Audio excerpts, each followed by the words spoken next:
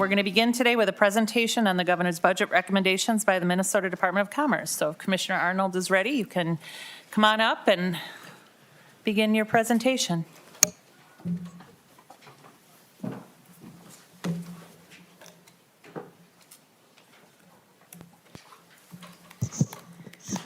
All right. Good afternoon, Chair Seeberger and members. For the record, and I will try to remember to speak into the microphone. Please remind me if I don't. I'm Grace Arnold. I'm the Commissioner of the Minnesota Department of Commerce. I have with me Sam Smith, who's our Government Affairs Director. I'm really excited to be here to present a little bit of background about our department and its budget, and then to talk a little bit about our budget priorities. So the departments, for over 150 years, the Department of Commerce and its predecessor agencies have served Minnesotans. We protect and assist consumers. We oversee or regulate more than 40 industry areas to protect consumers and ensure a strong, competitive, and fair marketplace. And we work to engage people and communities across the state. We like to say we're with you every day. And I've started to joke that that's not in a creepy way. It's just in a supportive way.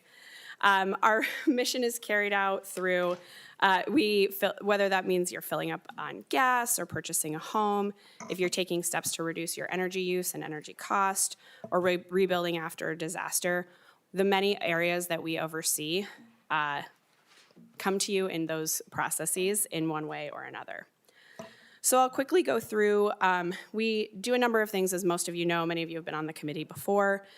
We have financial institutions, which are banks, credit unions, and non-depository entities, insurance, enforcement, licensing, energy resources, and then a number of other areas. I'll focus today on the areas that are part of this committee's purview, so I won't talk much about the Division of Energy Resources and their work. So here is a look at our leadership team. We have a number of folks over here who can pop up to answer questions and help out as we are able. Thank you all I've been commissioner for just about 4.5 years and was confirmed in 2023, so thank you. And in addition to our leadership team, we have about 460 staff within the department. So we have a statewide reach. This is one example of the way that we are protecting consumers and overseeing businesses statewide. These are all the state chartered banks across the state. And I'll start with my overview of the agency, talking about our financial institutions area, which includes banks and credit unions. So we oversee the safety and solvency of banks, credit unions, money transmitters, and other financial institutions, including things like mortgage lenders, so Rocket Mortgage. I'll talk about a little bit more about that in a bit. There are 187 state-chartered banks with $65.5 billion in assets and about $55 billion in deposits. And we have 60 state-chartered credit unions with over $32 billion in assets. Last year, we issued a new charter for the first new credit union in the state in 23 years, and it's also the first Black-led credit union in Minnesota. Arise has been operating online and is prepared to open its doors in Minneapolis later this spring. I saw they have a number of job postings, so they're starting to get going. We also oversee our securities and investments area. We register, examine, and regulate about 447 investment advisors that manage about $11 billion of Minnesotans' money, and that's in 51,700 accounts. Currently, there are just 5 FTEs at Commerce who are responsible for oversight of that $11 billion, and I'll talk a little bit more about that later. We oversee almost 10,000 investment advisors, so investment advisor representatives, so there are 447 companies and then just over 10,000 people who work at those companies. And we also have oversight over other securities entities and products, like if you want to buy a franchise in Minnesota, you would come to us to get that franchise approved. So our final area of financial institutions is our non-depository or non-bank area. So non-banks don't hold deposits, but they manage increasing amounts of money. So these are businesses like PayPal, which is a money transmitter. We have payday lenders, debt servicers, and mortgage servicers. This area in particular has rapidly changed over the past decade or so, and a little bit before that. And I think one thing that's helpful to sort of illustrate the ways that we kind of use and send money and commerce in the state have changed significantly. So, now Rocket Mortgage is the mortgage originator and servicer for the majority of home buyers and homeowners in Minnesota, which is a big difference from previous times. So I'll talk about our insurance division. We regulate insurance carriers for auto, health, homeowners, life insurance, long-term care insurance, and workers' comp, as well as a number of other somewhat niche lines of business. I do want to talk quickly about health insurance because we get this question a lot, so I figured we might as well talk about it now. So we have oversight over one piece of the health insurance marketplace. So we oversee individual and small group plans and fully insured large group plans. We also oversee dental, Medicare supplemental, and then there are sometimes employers or employer groups have arrangements called MIWAs or multi-employer welfare arrangements. The federal government regulates self-insured plans. Those are mostly offered through large businesses. So if you have your insurance through like Target or Best Buy, we don't oversee that, the federal government does. And then they also regulate Medicare, in particular Medicare Advantage. The state has no authority over Medicare Advantage. Medicare supplemental plans we do. The Department of Health oversees health maintenance organizations, and DHS regulates Medicaid. And I just want to kind of take that moment because we do get a lot of questions, and it's not a super intuitive system. So for insurers, we have an oversight authority. So we work on examining, analyzing, and licensing carriers to ensure that they have financial safety and claims paying ability. We review form and rate filings to ensure product offerings are fair and reasonable. And the type of review depends on the kind of insurance product. So we also get this question a lot. For example, on the health insurance side, we review all health insurance rates for individual and small group policies as state law requires before those rates go into the market. So we've looked at the benefits, we've looked at the rates prior to them being sold. In other areas like homeowners or auto insurance, there's a system called file and use or expedited. Those are two different kind of tracks. That allows property and casualty insurers to launch a product and then they file with the Department of Commerce. Then we take a look at those, and in some cases we'll go back and ask for some changes, but the idea is to get things into market. We don't look at things before they go into the market. So the final thing that I'll note about our insurance is that we have a system with other insurance departments across the country. There's the National Association of Insurance Commissioners that has a system to have harmonized review standards across states. And ours was last renewed in 2022, so we're accredited.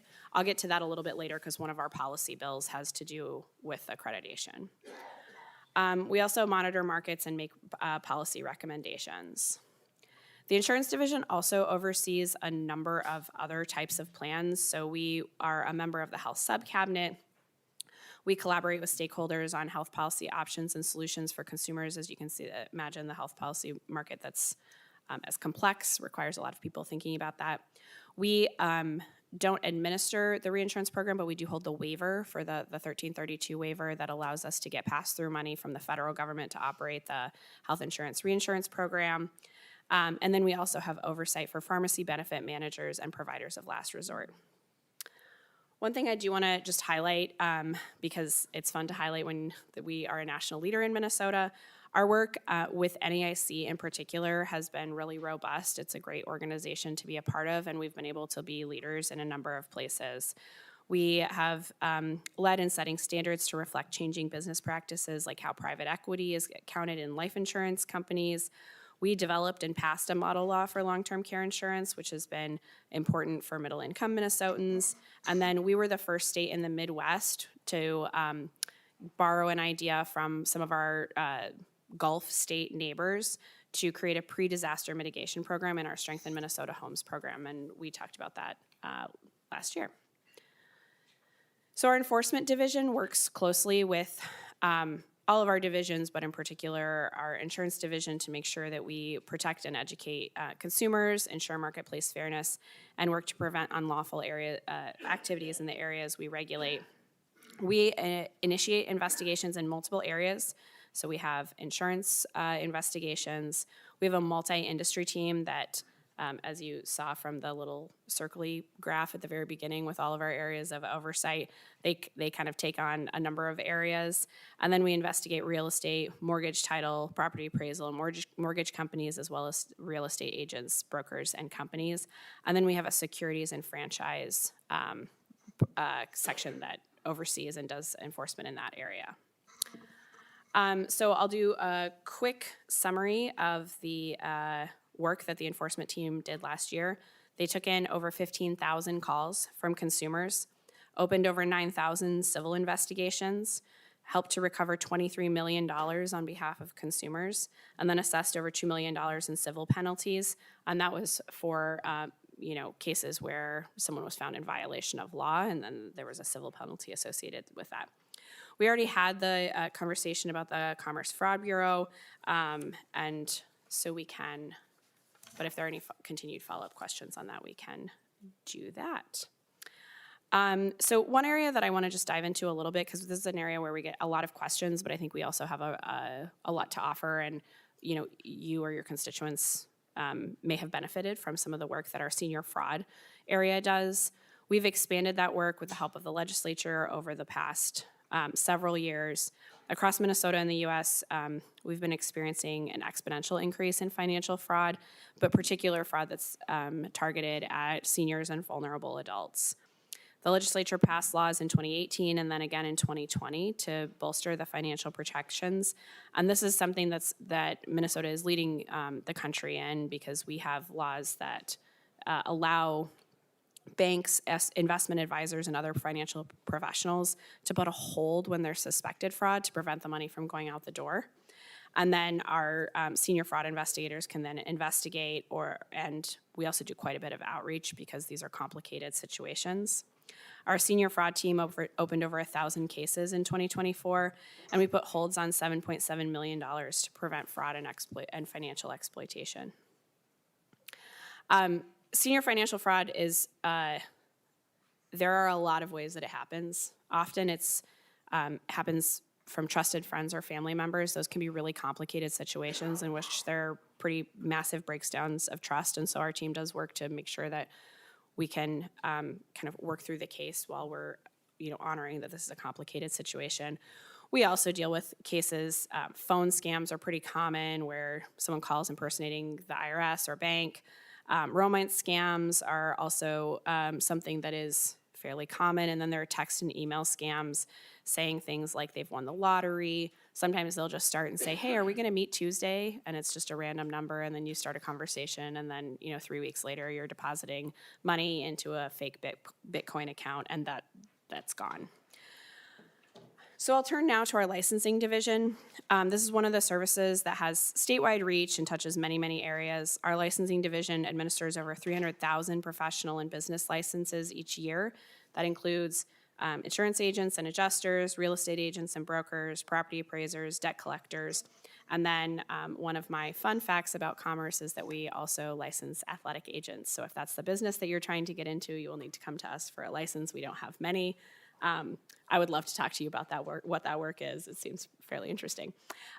We do have other licenses beyond the ones I just mentioned and that are on the slide that sit in our financial institutions division, and those are licenses for specific types of financial entities, not humans. So I'll now turn to unclaimed property. This one, when I do this overview, can be a fan favorite because often we have someone on the committee who finds unclaimed property in the course of this presentation. So our unclaimed property works to return unclaimed money to other items or their legal owner or heir. In 2024, we returned almost $75 million to Minnesotans who have submitted claims. I would say look it up. We can also provide you a blurb. If you send out a note to your constituents, then you're more than welcome to. We can give you a little bit of information and send it out because we would prefer that the owner have the money. So last year we took in about $158 million from businesses and organizations. That includes forgotten bank accounts, safety deposit boxes, uncashed checks or wages or other property. A common question we get is, what can an unclaimed property be? I give my personal example. I had a kid We moved about 6 months later. As you can imagine, the claims process takes quite a long time. And so I have $75 sitting in the District of Columbia unclaimed property, which I have not yet done, and I have the paperwork to fill out. But, it was left over after the claims process was adjudicated, and, that went to DC's unclaimed property, and then I will claim it soon. Commissioner Arnold, before you move on, I think Yeah. Senator Rasmussen has a question. Sure. Thank you, Madam Chair, and thank you, Commissioner. On this unclaimed property, what's the value of assets that currently sit with the Department of Commerce's unclaimed property fund? Chair Seeberger and Senator Rasmussen, Commissioner that's a great Arnold. question. We can, I don't know the answer off the top of my head, but we can come back. Thanks. All right. We'll move on to the Petrofund. So the Petrofund is a fund that helps to remediate underground storage tanks for petroleum products. Since 1987, we have addressed almost 14,000 leak sites and provided about $476 million in reimbursements. We've also removed 675 abandoned underground tanks from 446 properties. Our weights and measures business unit is one of the most important ways that we engage and the oldest unit that we have within the department. It started in 1885, and our inspectors test the accuracy of commercial products sold by weight and volume. You'll see our stickers at gas pumps, at the deli, and that ensures that you get what you pay for and the business has a fair price for the products that they're selling as well. I will say if you ever want to tour, it's fun. It's like, this is the kind of committee where there are a lot of people who have a lot of technical interests and value precision, I have found. And if you are one of those people, visiting Weights and Measures is pretty cool. Here's our website. This is a place where you can go or you can send constituents to file a complaint, look up a license, report senior fraud, and look for unclaimed property. Again, if we always value help in getting the word out that unclaimed property is a thing, and so if you can help us, that would be great. Chair Seeberger, would you prefer if I take a pause for just basic questions and then get into the budget, or would you prefer to get into the budget? Sure, we can do that. Does anyone on the committee have any questions or comments for Commissioner Arnold so far? All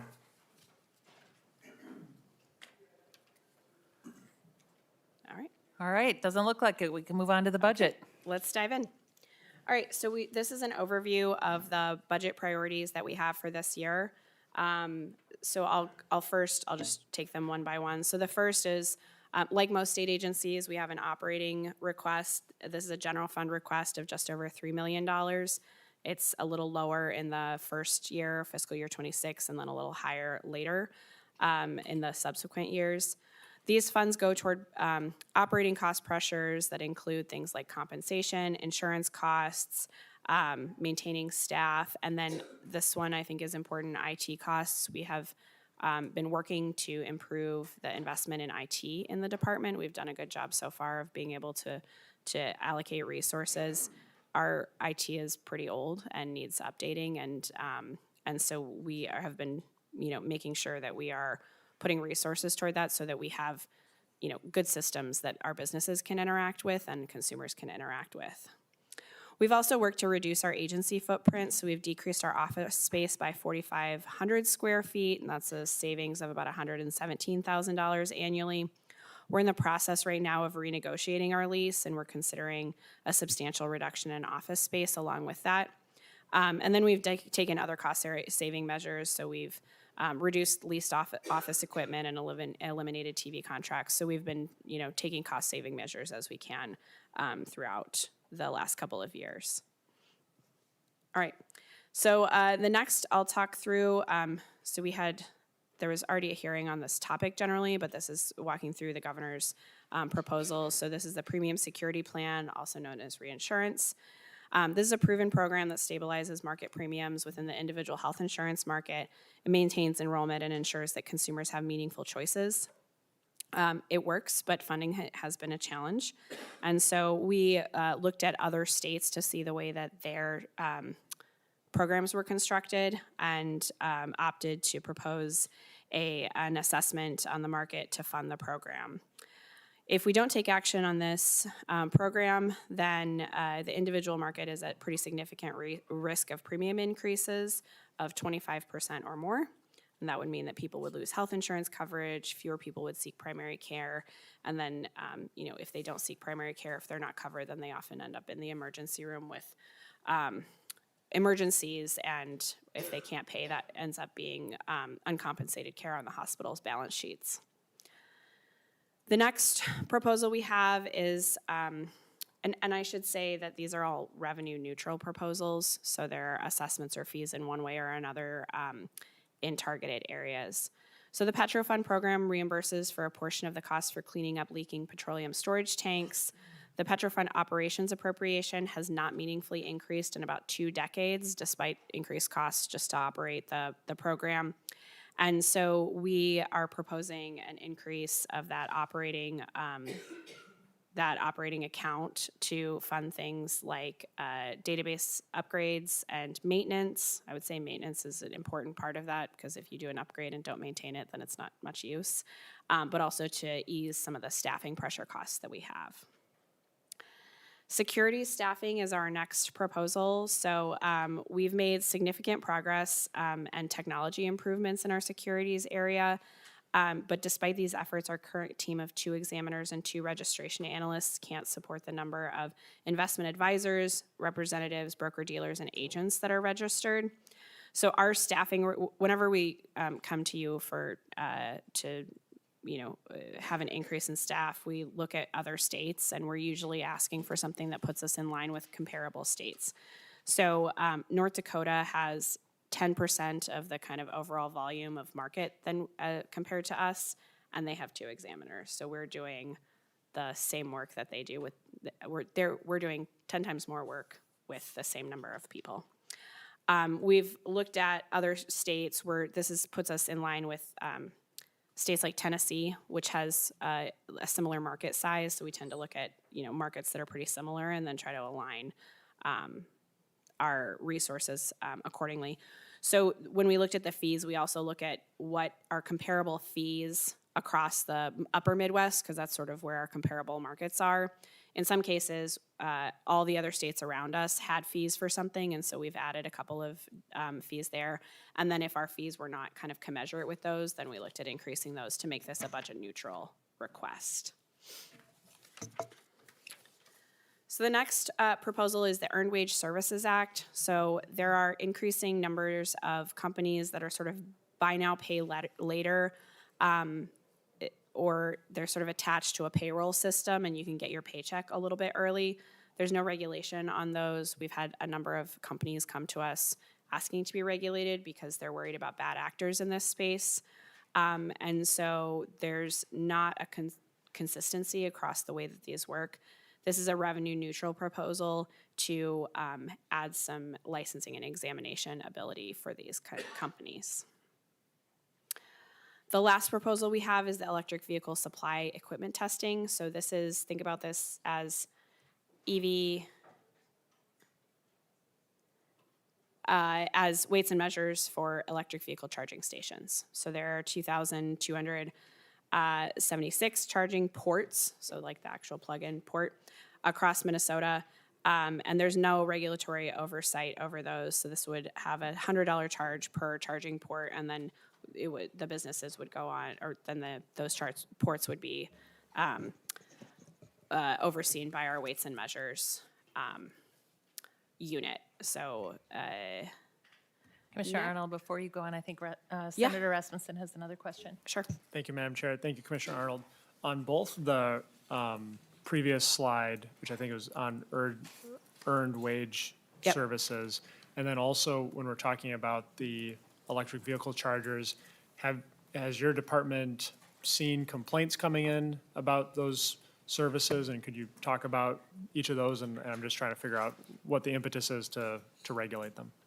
Yeah, Chair Seeberger, Senator Rasmussen. So I'll start with the Earned Wage Service Act. This has been a conversation with companies as well, because when there's an unregulated environment, then companies often ask to be, at a certain point, there is value in regulation because it provides consistency and some expectation of kind of stability within the market.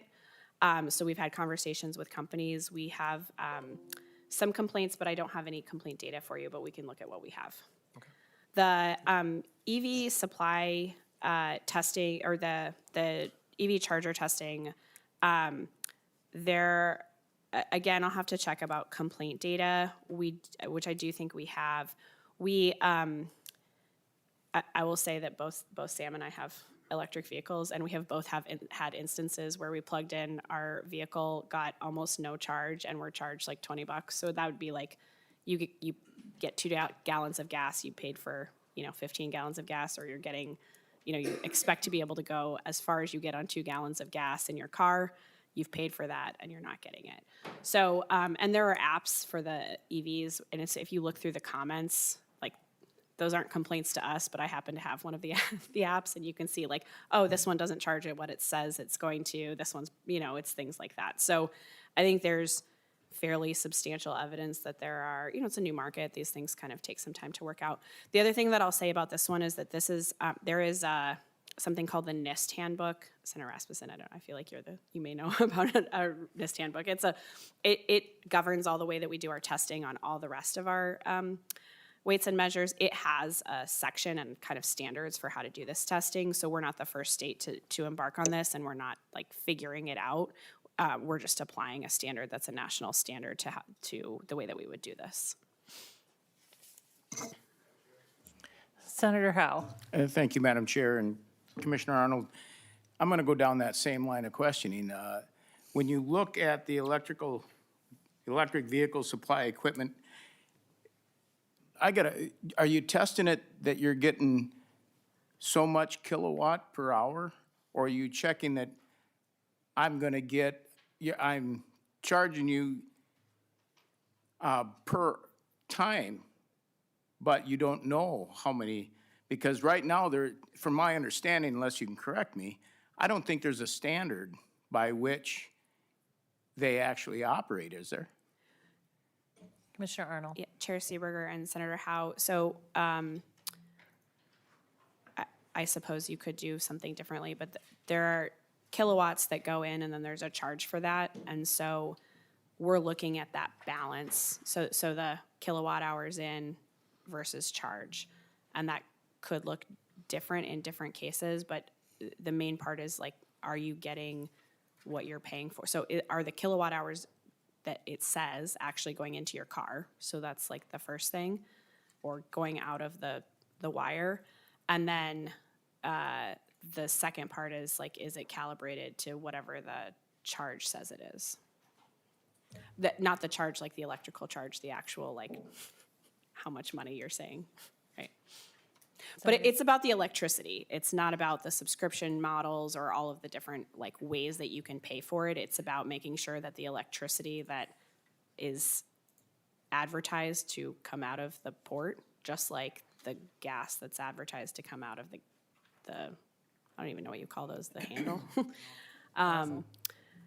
is what it is advertised to be. Senator Howe.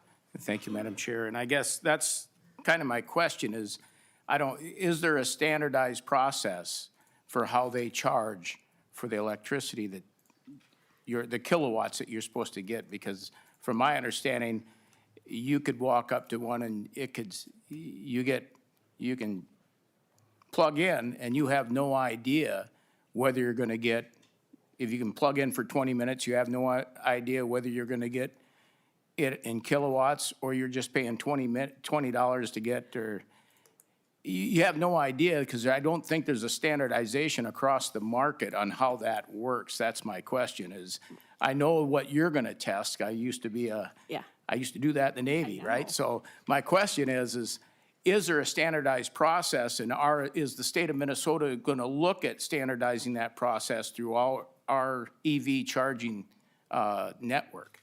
Commissioner Arnold. Chair Seeberger and Senator Howe. So there's not a standardized, so I think what you're getting at is if you go to a gas station, it's a cost per gallon.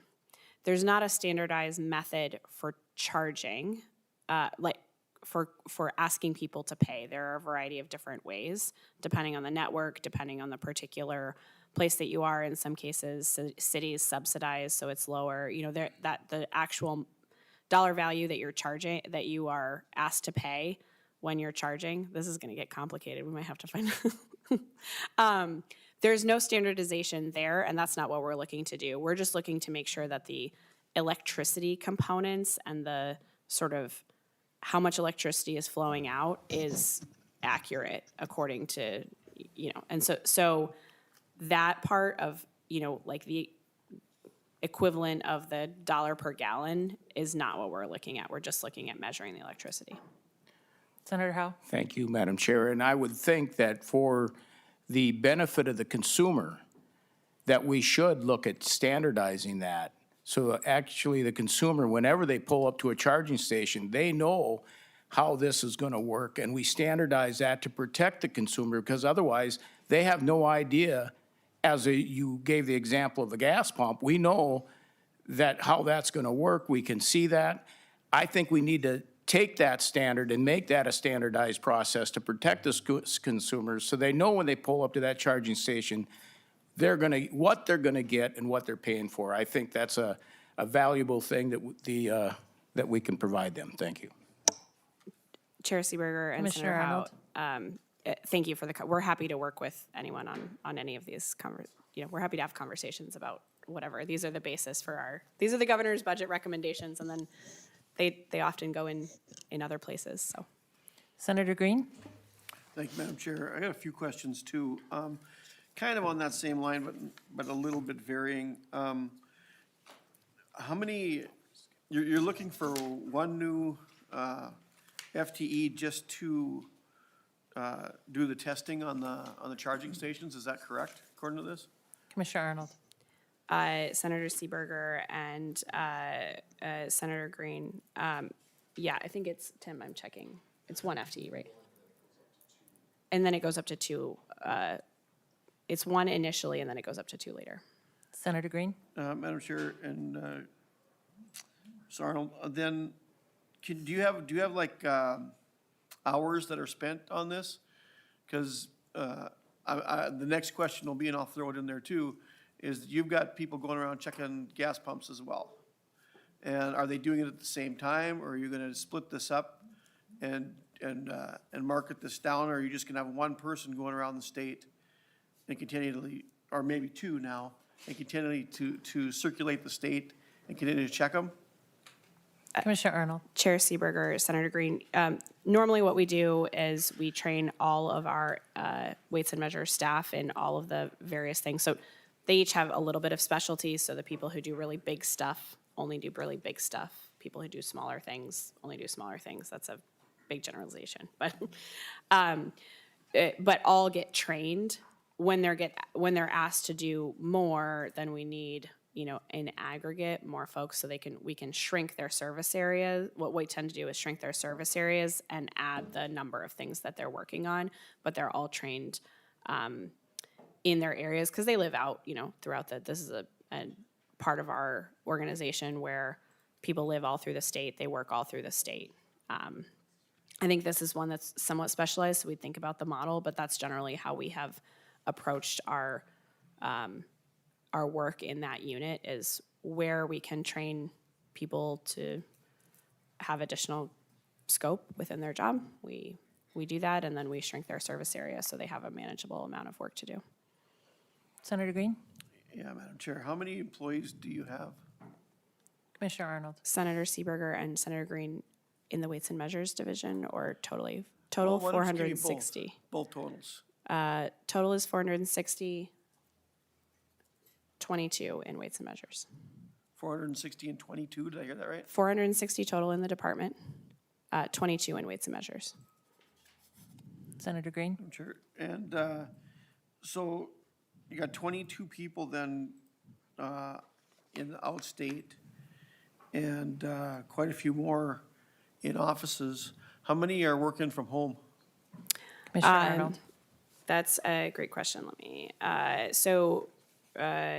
Senator Seeberger and Chair Seeberger and Senator Green, we have on any given day about a third of our staff are in an office, a third of our staff are out in the field. So that's our bank examiners, that's our weights and measures folks, our weatherization folks who are out doing different weatherization activities, and then a third are remote. But it changes day to day because people have different telework arrangements. Senator And then Green? for now, Madam Chair, just one more question. In your bullet points here, you're asking for 1 FTE in the EV testing, but now you're telling me it's going to be 2. Another one in the wage services, and then 4 in security staff. So that's a total of 6. Is that what you're asking for, or is there going to be more?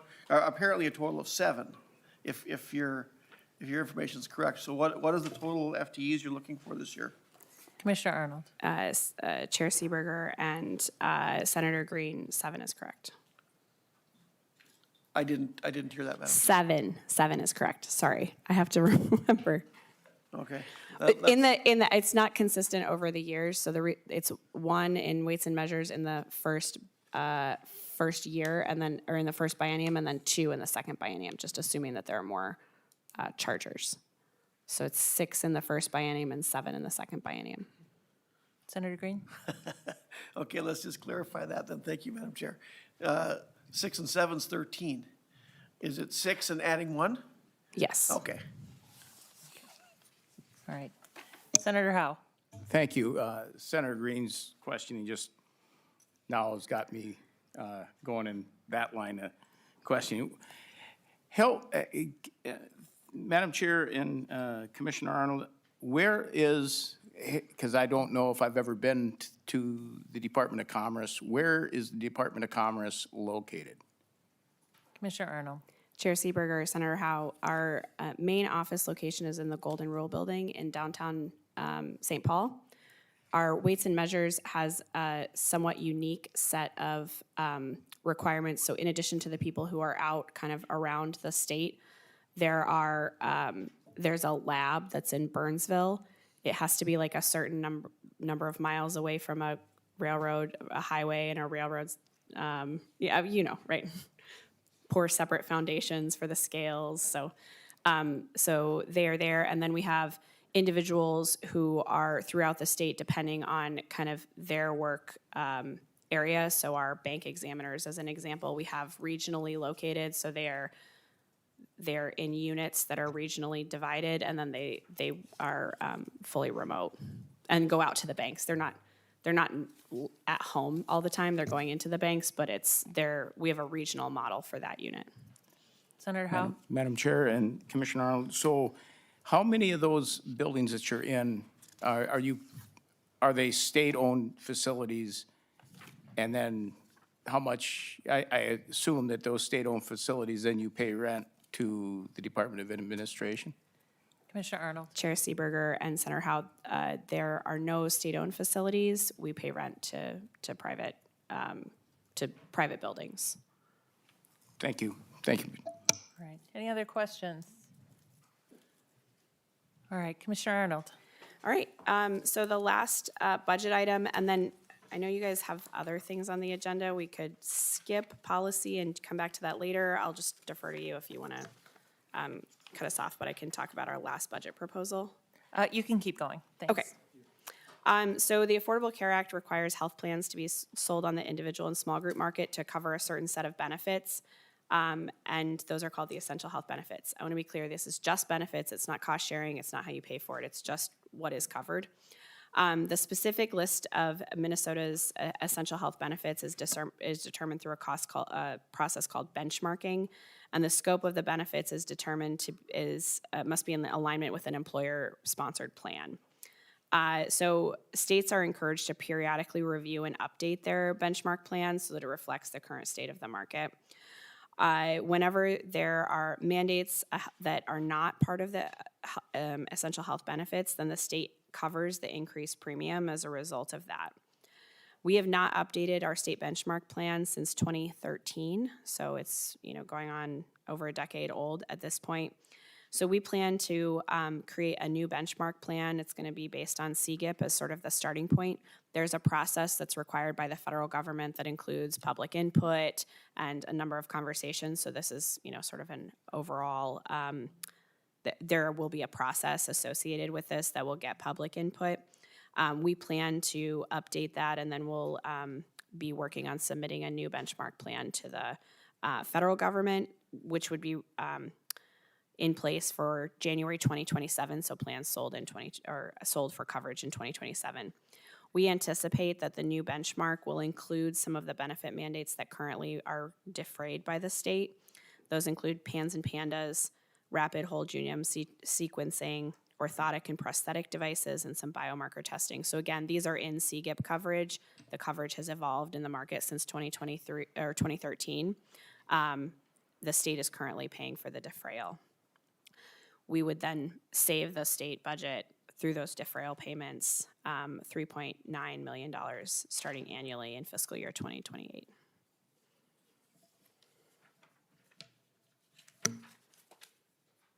Senator Rasmussen. Thank you, Madam Chair.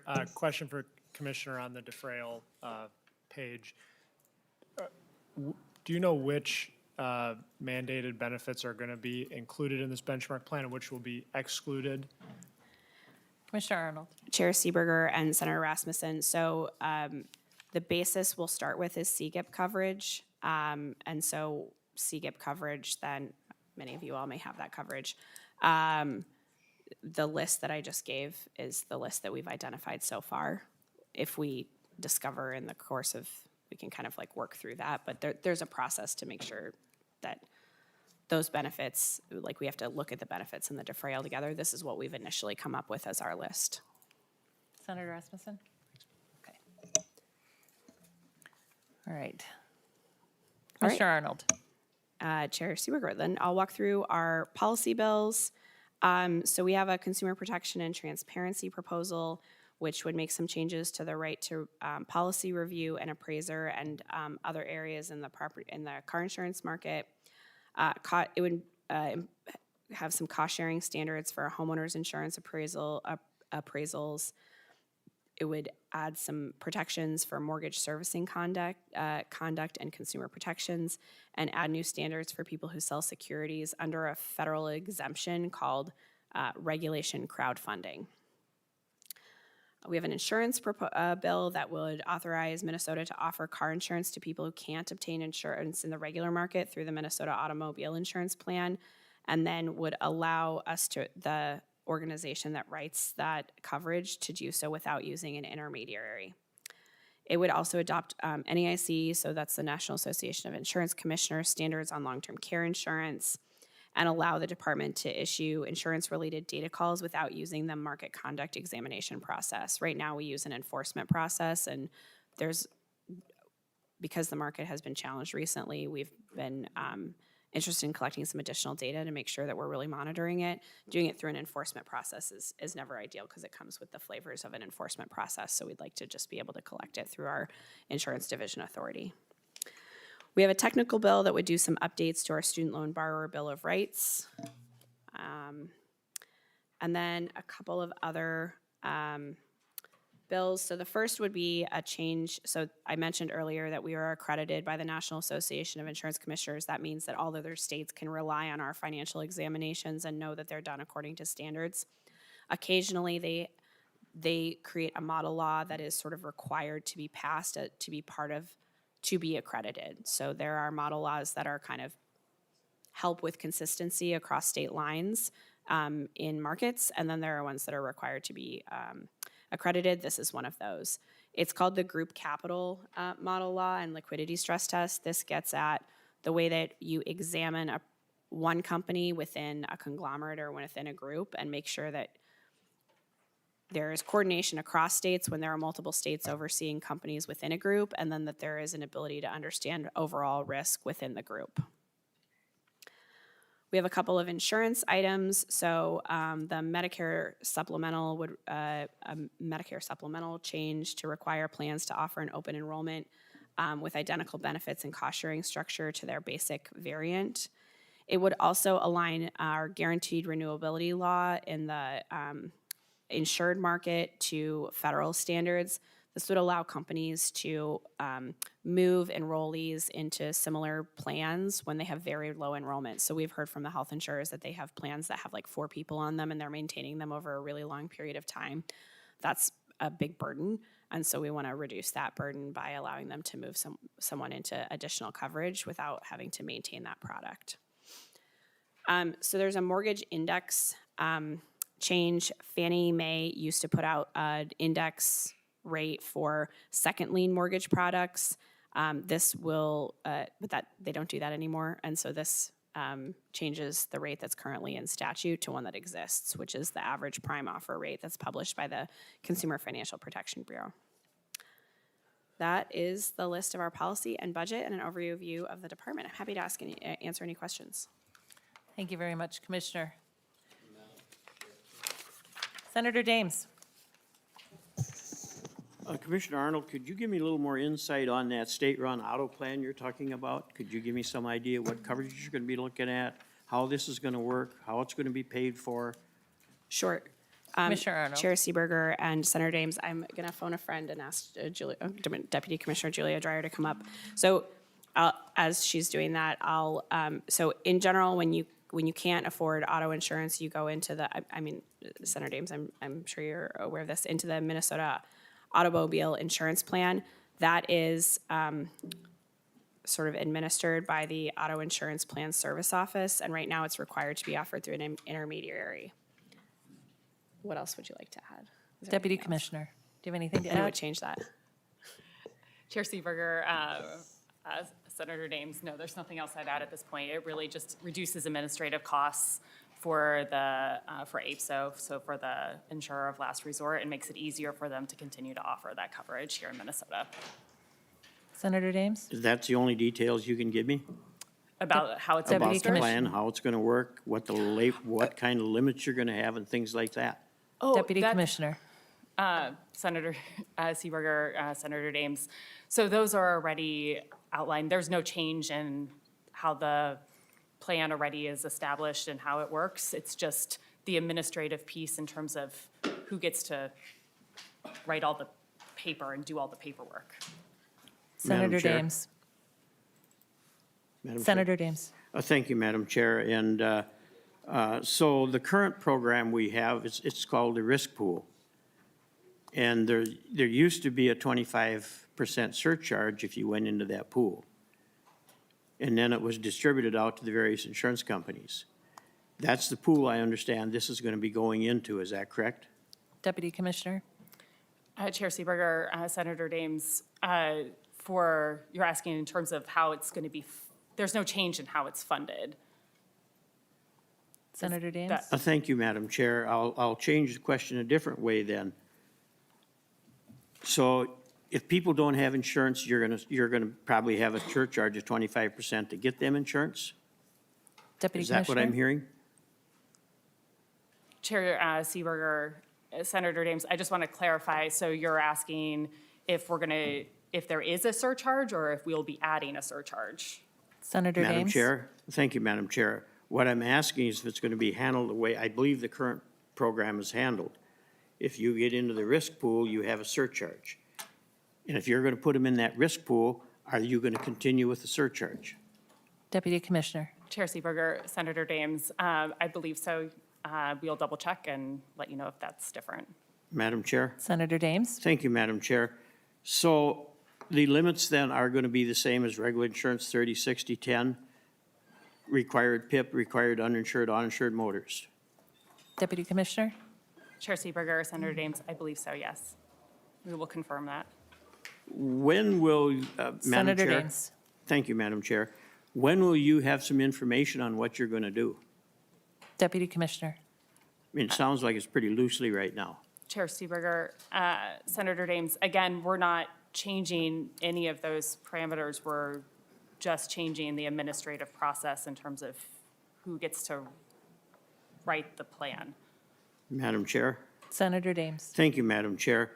Ma'am, can you tell me how you're gonna save all this money if you're gonna have it go into a pool that's got a surcharge and you're bringing in risks that don't have insurance. How are you gonna save those folks money if the state isn't gonna subsidize it? Deputy Commissioner. Senator Seeberger, Senator Dames, I'm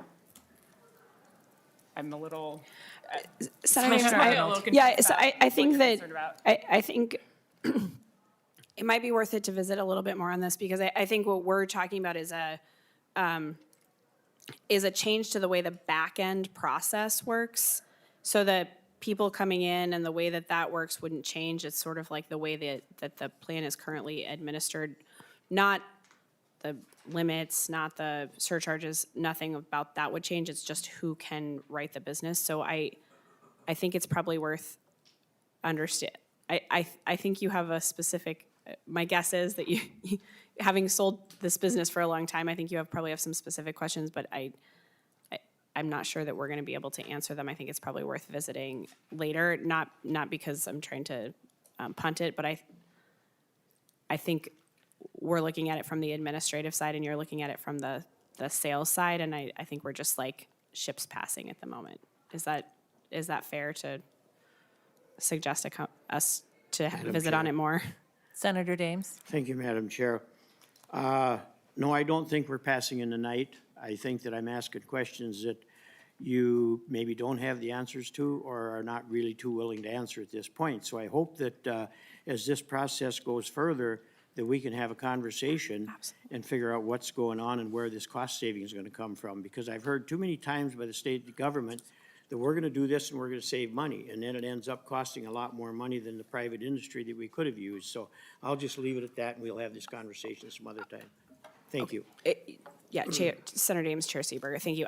Commissioner I Arnold. think I hear what you're saying now, but we can, yes, we can visit on it Thank you. later. Senator Latz. Madam Chair, I'm a little bit confused by the question too, but I would just suggest that we be awfully careful about impugning motives to witnesses that are testifying, trying to answer questions from a senator, which to me was not a really clear question and was off the target of the original testimony in the first place. I think the commissioners offered to sit down and go over in more detail with the senator in a different setting is a worthwhile one, but my main point is we ought to be real careful about impugning motives here. Senator Green. Thank you. My questions were along the same line, and I'm going to just ask, as a layman here on this committee, some pointed questions. First of all, I didn't know that this was in place, and so I'd be really interested in getting the language that you're talking about so I can read through it. But the first question would be, is the state right now subsidizing auto insurance for people in the state? Commissioner Arnold. Chair Seeberger, Senator Green, no. Okay. Senator Green. Okay, and then, thank you, Madam Chair. Then the next question is, are you, as the commissioner and this agency, you're just going to farm these out to other insurance agencies? Are you actually going to be underwriting insurance and going out and assessing the policies? Commissioner Arnold. Chair Seeberger and Senator Green, I will, so we don't operate the program. It's the program that's been in existence for, I mean, well before my time. I don't know how long it's been in existence, but we can find that out. There have been certain structures that have made it challenging for the organization that operates the program to operate the program, and so this is designed to help with those challenges.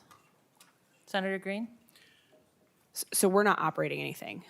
Okay, so, thank you, Madam Chair. So I was waiting for the answer to my question, and I guess that's it. So you're actually telling the insurance companies and the agents what they have to do. Is that, so in essence, then, when you're talking about the pools, and for those who have been on this committee for a long time and know this, you have to give me some leeway here. The risk then is coming from the people that are paying the insurance, and you're telling the insurance companies they have to write these policies. So how, because Senator Dames was talking about the 25% and stuff like that. So How does it work? Commissioner Arnold. Because you're talking about low-income people that can't afford insurance. How does it work? Well, so I think Chair Seeberger and Senator Green, I think we're not talking about, income has nothing to do with this. This is people who can't get insured on the market. So not because you can't afford it, but perhaps you're not able to offer, so I think there's a big distinction there. So you're not offered insurance in the private market. So that can be anyone, and there are a certain number of things that would cause you to be, a company to not want to offer you insurance. So that's who we're talking about. And then I think Deputy Commissioner Dreyer has a couple of additional pieces of information to add. Thank you, Commissioner. Deputy Commissioner, then we're Chair. gonna have this be the last word and move on to our next business. I was just going to add, Senator, that I think there's a little bit of confusion. We're not talking about the low-income auto plan program that has been out there. This is simply an administrative change. Our policy proposal is just an administrative change that we are talking about. And it's something that's been brought forward by the auto plan itself, and we are carrying it. So it is distinctly different from the low-income auto plan. All right, thank you very much for your presentation. The commissioner will be back with their bills later on during the session, and we can hear more. The next item on the agenda is the implementation overview from the Office of Cannabis Management, and we have Eric Taubel, Interim Director of the Office of Cannabis Management, here to join us.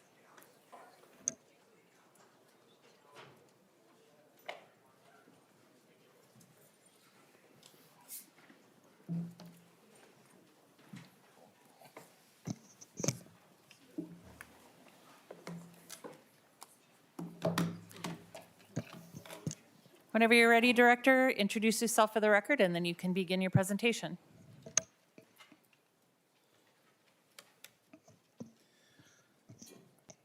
Thank you, Chair Seeberger. While Ms. Leininger gets the PowerPoint set up, I will introduce myself. I'm Eric Taubel, the Interim Director of the Office of Cannabis Management. Happy to come here today and present two pieces. The first is a quick run-through of our budget proposals for this session, and then the second piece is a implementation update to run through the work that the office is currently doing and will continue to do into the next few months. So as I noted, we'll run through the budget presentations. We'll do that implementation update. I'll talk a little bit about the enforcement actions the office has been doing, talk about our market launch, and then kind of give a rosy picture of the days ahead for cannabis. All right, so the first budget proposal that the office has is an operating adjustment to support our regulatory duties. You'll note that these are $278,000 in this next fiscal year and then $564,000 each year thereafter. These are designed to capture increased cost and employee cost, rents, insurance, our IT services, and other operating costs. The next piece we have is a request that's budget neutral, and it's tied to one of the two grants that the Office of Cannabis Management administers. The first grant, the one that this relates to, is the Can Renew grant. It's a community reinvestment grant that provides economic development, youth development, violence prevention, public health, and civil and legal aid to communities that have been identified by the office as negatively impacted due to the cannabis prohibition. As we have built our grants team, the office has done so with an eye towards safeguarding Minnesota state taxpayer funds.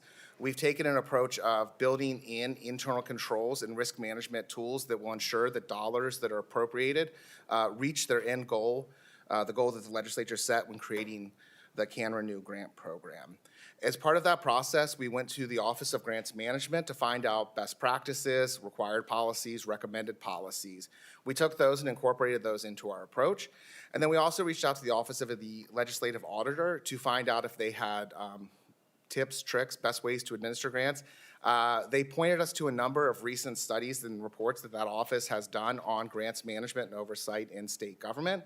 And looking through those reports, we found some places where other offices and agencies had excelled and places where they had room for improvement, and took all that information together to try to design a grant administration program that we thought was the best and safest way to distribute these funds. Our real goal here is to extend the availability of these funds, understanding that building a good, safe grant-making process takes time and that we are time-bound by the end of the biennium to expend those funds. We want to ensure that as we award grants and work with those grant recipients to develop grant contracts and practices and procedures that we think are appropriate and safe, that we don't run up against the end of the fiscal year and lose the opportunity to share those grant funds with those organizations. So thank you on that one. The next one is a market-related request. This is a testing facility license variance. Every product that is a cannabis product that will be sold in the state of Minnesota will be subject to testing by a state licensed laboratory. In order to be a state licensed laboratory at present, Chapter 342 requires that testing facility have something called ISO 17025 certification. It's the International Standards Organization, and 17025 is the laboratory testing certification. These ensure that the policies, practices, procedures, equipment, methods, and measurements that those laboratories are using are sort of meet the industry standard. It takes 6 months to build up a testing inventory to begin the process of ISO certification, and then the certification process itself takes anywhere between an additional 6 to 18 months.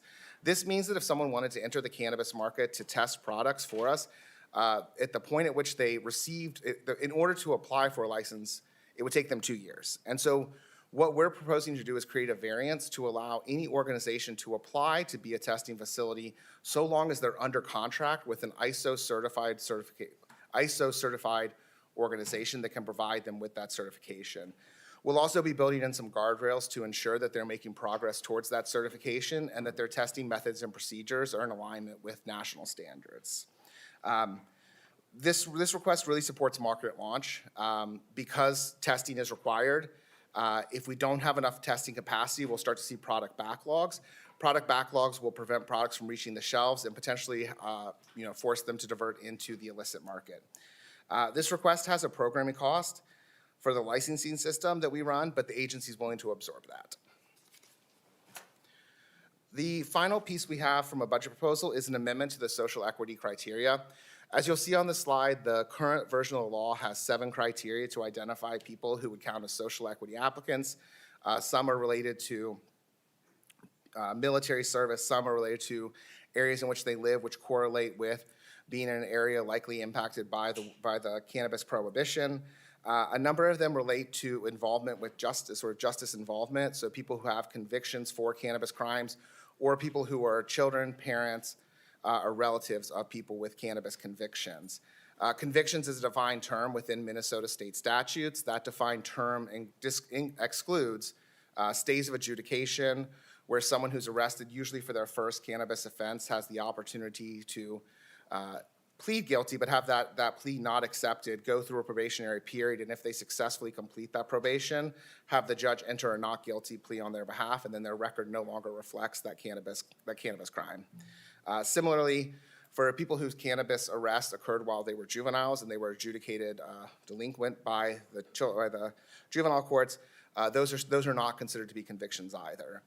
We got a lot of feedback from applicants and interested parties during the pre-approval process that was something that people thought should change.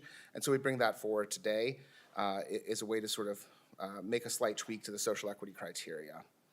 This request has a programming cost for the licensing system, but the agency likewise will be willing to absorb this cost. So those are the 4 budget proposals we have. You'll note that they're relatively small, they're relatively narrow, they're relatively tailored. This really sort of aligns with the perspective the office has this session, which is like getting to launch, getting us to a place where the market is open. Last week, we sent out, or 2 weeks ago, we sent out a notice that on Tuesday, the 18th, the office will open for applications to be a cannabis business in the state of Minnesota. Last week, we announced an RFP for that grant that I mentioned earlier. And just yesterday, the public comment period for our initial set of proposed rules closed. So we have a series of important mile markers that we're hitting in this week, next week, the week after. And so we're really focused on market launch and not making any big changes to the existing cannabis laws. With that, I'll move on to our office overview and implementation update. as many of you know, the office was established in August of 2023. We were charged with setting up that adult use cannabis market, but we also had two other work streams that joined us this past July. The first is the hemp-derived cannabinoids program regulated under Section 15172. That program began at the Board of Pharmacy and then moved to the Department of Health. These are the products that you see in liquor stores, gas stations, sometimes bars and restaurants, occasionally hair salons, I'm sure other places that seem odd, but our registrants are across the state in various spaces. The other thing we absorbed was the Minnesota Department of Health's Office of Medical Cannabis. They're now a part of the Office of Cannabis Management. And behind the scenes of all of that, we've also been doing the work of building an agency from the ground up. There are a few of us in the state who, by fortune of various positions, happen to intersect with both the stand-up of DCYF and the stand-up of cannabis management. But that work also takes a lot of time to build out policies and procedures to run a state agency, to get a data retention schedule in place, to get places for people to sit when they come to work, those sort of things. In terms of milestones, when the Office of Cannabis Management was before this body this time last year, there were about 9 of us. Sophie was the 6th hire, I was the 9th. Today, I can tell you there are 90 full-time employees, or over 90 full-time employees at the Office of Cannabis Management. We have some additional temporary and contract staff that we bring on to help us when we have specific needs and high areas of need. We have acquired a new permanent office space. At that new permanent office space, OCMers come in at least 3 times a week. Many come in more than 3 times a week. And we're advancing, as I noted, progress on our grants program and as well as rulemaking. As part of that office stand-up, we adopted a mission, vision, and values. It reflects the work we're trying to do and will continue to do. We hope to become the gold standard of the end of prohibition. One of the things we have tried really hard to do since this office opened was to be in constant communication and contact with all constituencies impacted and affected by the end of prohibition. This includes not just people who are interested in getting a license and selling cannabis, but also our local government partners who play a large role in the way that this market will roll out. It also includes engagement with people who perhaps are not excited about the end of prohibition and talking about what the end of prohibition looks like for them as well. We've engaged in webinars, information sessions, and in the next few weeks, we'll start having office hours for potential applicants to drop in, see us, and ask questions about how to do an application. We also maintain a speaker bureau and event request form. We've sent people out to basically anyone that asks to talk about what we're doing and how it might impact them. One of the things we've created that I think I'm most proud of is the guide for local governments. Under Chapter 342, the office was tasked with developing a model ordinance for local governments to use as it related to cannabis and cannabis zoning. We did that, but we went further and created this guidebook that gave local governments, information about every way in which they may be impacted by legalization and what they need to know as we're moving towards market launch. We also maintain a number of newsletters. When you combine the sort of total signups across all of those, it's well into the tens of thousands. This includes a rulemaking update, a general office update. We also have a compliance update. So our registrants in the hemp space get about a once every other week update on what we're seeing in the field to try to encourage people to be proactive and get products into compliance. We have a customer service desk that is staffed by real people who answer emails every day, usually within 24 hours. Sometimes it takes a little more time to track down a subject matter expert, but we're committed to being responsive. As part of the rulemaking process, we've used a number of surveys and informal public comments. As I noted yesterday, ended the formal public comment, but we've, throughout that process, sought public feedback. We're also continuing to develop guidance documents and FAQs. Our website has over 75 FAQs. We mine those customer service inquiries to figure out what's on people's mind. Within the office, the Division of Medical Cannabis is one of our long-standing programs within the state. It oversees the medical cannabis program. We just tipped over 51,000 registrants, so there are 51,000 Minnesotans who have registered to receive medical cannabis. They do so through 2 registrants who have about 16 retail locations throughout the state. In addition to sort of providing medical cannabis, registering patients, registering healthcare providers, We also have a research team associated with this program, and earlier this month, they issued a chronic pain report. This report's based on the feedback of actual patients in their first year of medical cannabis use. Chronic pain is one of the #1 reasons people seek medical cannabis, and what this study found was about a third of the patients in the program reported a decrease in pain after using medical cannabis. Within the sort of deep research, there's also some indication that people who started the program on a different kind of pain management, whether that's a prescription or over-the-counter drug, about a quarter of those patients saw a decrease or cessation in those over-the-counter or prescription pain relief products once they started medical cannabis. To aid in implementation, the legislature created the Cannabis Advisory Council. It has over 54 members. This is pretty much all of them. There are a few vacancies that are not listed here. This group meets quarterly. In addition to meeting quarterly, we occasionally ask them for input on key items. One of the things we asked them for feedback on was a requirement that we have to create a sticker to route to poison control that will go on cannabis products. And so we wanted to make sure that what that sticker said made sense and what conveyed the right message. That sticker is in our proposed rules, and it has like a stop sign that says, 21 plus. And I think we settled on took too much or don't feel well, here's the poison control number. The other program that existed prior to OCM that we took ownership of this July was the hemp cannabinoid program. And so our work here is mostly in the enforcement realm. As you'll see, we have sort of a tracking of inspection compliance over time. The office has adopted an education to compliance model of enforcement. We operate from the belief that people want to be compliant, that people want to do the right thing. And so as we're in inspections and seeing things that are not compliant, our first goal is to educate and explain how to get into compliance.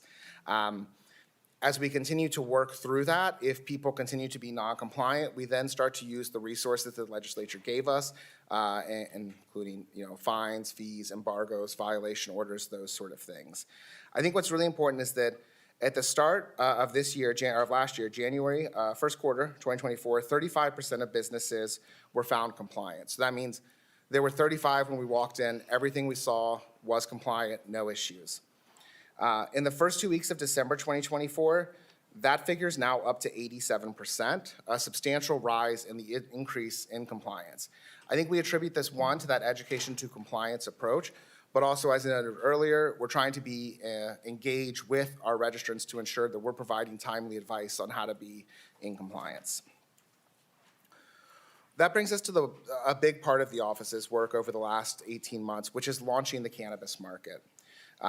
There's 3 big pieces that are moving right now: rulemaking, licensing, and compacting.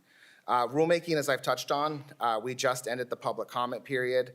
Licensing, as I noted, next Tuesday we open for licenses. And with respect to compacting, which was part of the original House File 100 bill that required the governor to engage in compact negotiations with the 11 tribes who share territory within Minnesota, that work continues to be ongoing. And we're hopeful to see information about those compacts soon. With specific respect to rulemaking, we have spent a ton of time. There's a number of lawyers and experts in the office who work diligently to draft the rules. We went out for some engagement over the summer while we sent them to the reviser to get in the appropriate format. Understand that the reviser's time gets difficult around this time of year as they turn their work to the legislature to make sure the bills get drafted in a timely fashion. We got our draft back from the reviser in November, and we have, as I noted, gone out for comment right now. We're reviewing those comments this week and next, and then we anticipate we'll be reaching out to an administrative law judge to seek approval of those rules. Those rules are sort of the key to the market. Once we have the rules in place, we can start issuing licenses to do actual business, and then businesses can make decisions about how and when they open their doors to the public. On licensing, we're excited, we're ready. As many of you are probably aware, last fall we did a license pre-approval lottery. This was a part of the session laws last year that was not licensing itself, but a chance for some applicants to get an early head start on getting licensed. That process was stymied by litigation. Recognizing the way that litigation has held up other states' market launch, the office reviewed the options ahead of it, the path forward, knowing that we were close to doing a full market launch this quarter, quarter 1, 2025. The office made the decision to pivot to a general licensing round. As part of that pivot, everyone that applied for pre-approval had their application shifted into this round. People were offered the opportunity to continue that, to ask for a refund. And for those applicants that had been successful in the pre-approval, they're queued up right now to be ready for licensure as soon as we get rules going. In this round, there's also a few interesting differences. One is that most of the licenses we'll issue are not subject to a statutory cap. So if you apply, you meet the minimum standards, you're on your way to a license. That includes the micro license, which allows for cultivation, manufacture, sale, transportation, right up and down the supply chain. The 4 capped types, these are licenses that are subject to limitation by statute, are sort of the top end of the supply chain, the cultivators, the manufacturers, and the retailers, as well as a mid-sized vertically integrated license type as well. This is just a quick slide right here that kind of gives you a sense of where we are on the timing. We're obviously close to February 18th when those applicants will start to come in. March 14th, that window closes and the work of the office truly begins. As noted at the end, we anticipate lotteries will begin sometime in May or June for those license types that are capped. And for those license types that are not capped, we anticipate seeing successful applicants start to enter the market around that same time.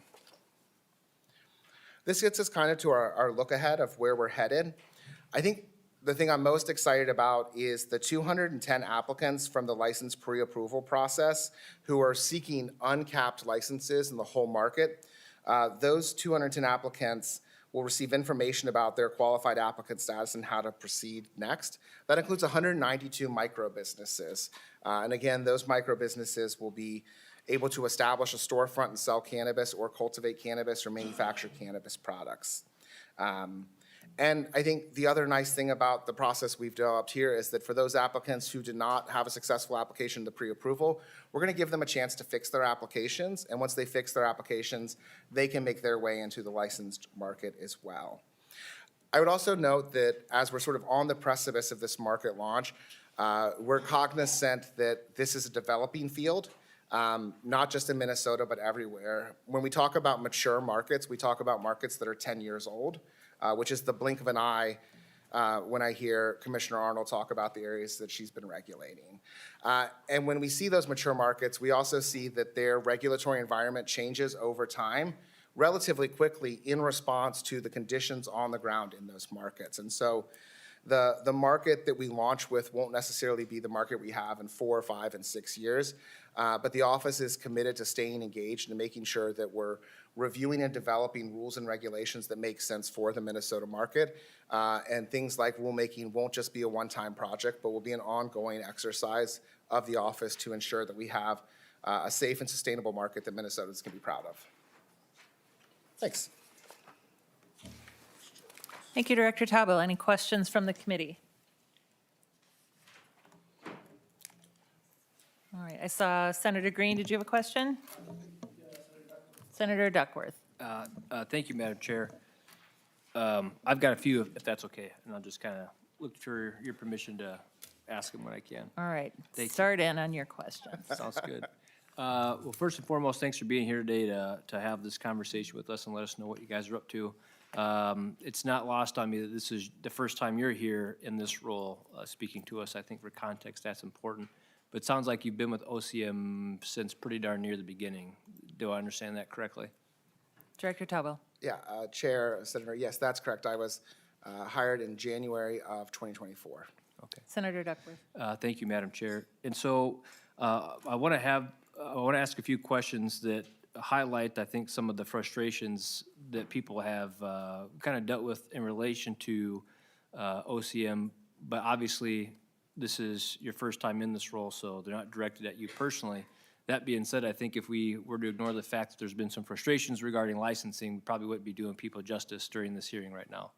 And so when I look at some of the numbers in the past, So far, I think about 46.4 million has been allocated to get OCM stood up between last year and this year. And then the budget is proposed to be about 80 million every 2 years thereafter.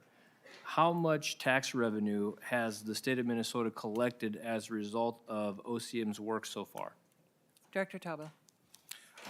Chairman, Senator, thank you for the question. I'm not sure off the top of my head the total tax revenues. We have those numbers available. We'll find them. We're happy to share them. If I Senator may. Duckworth.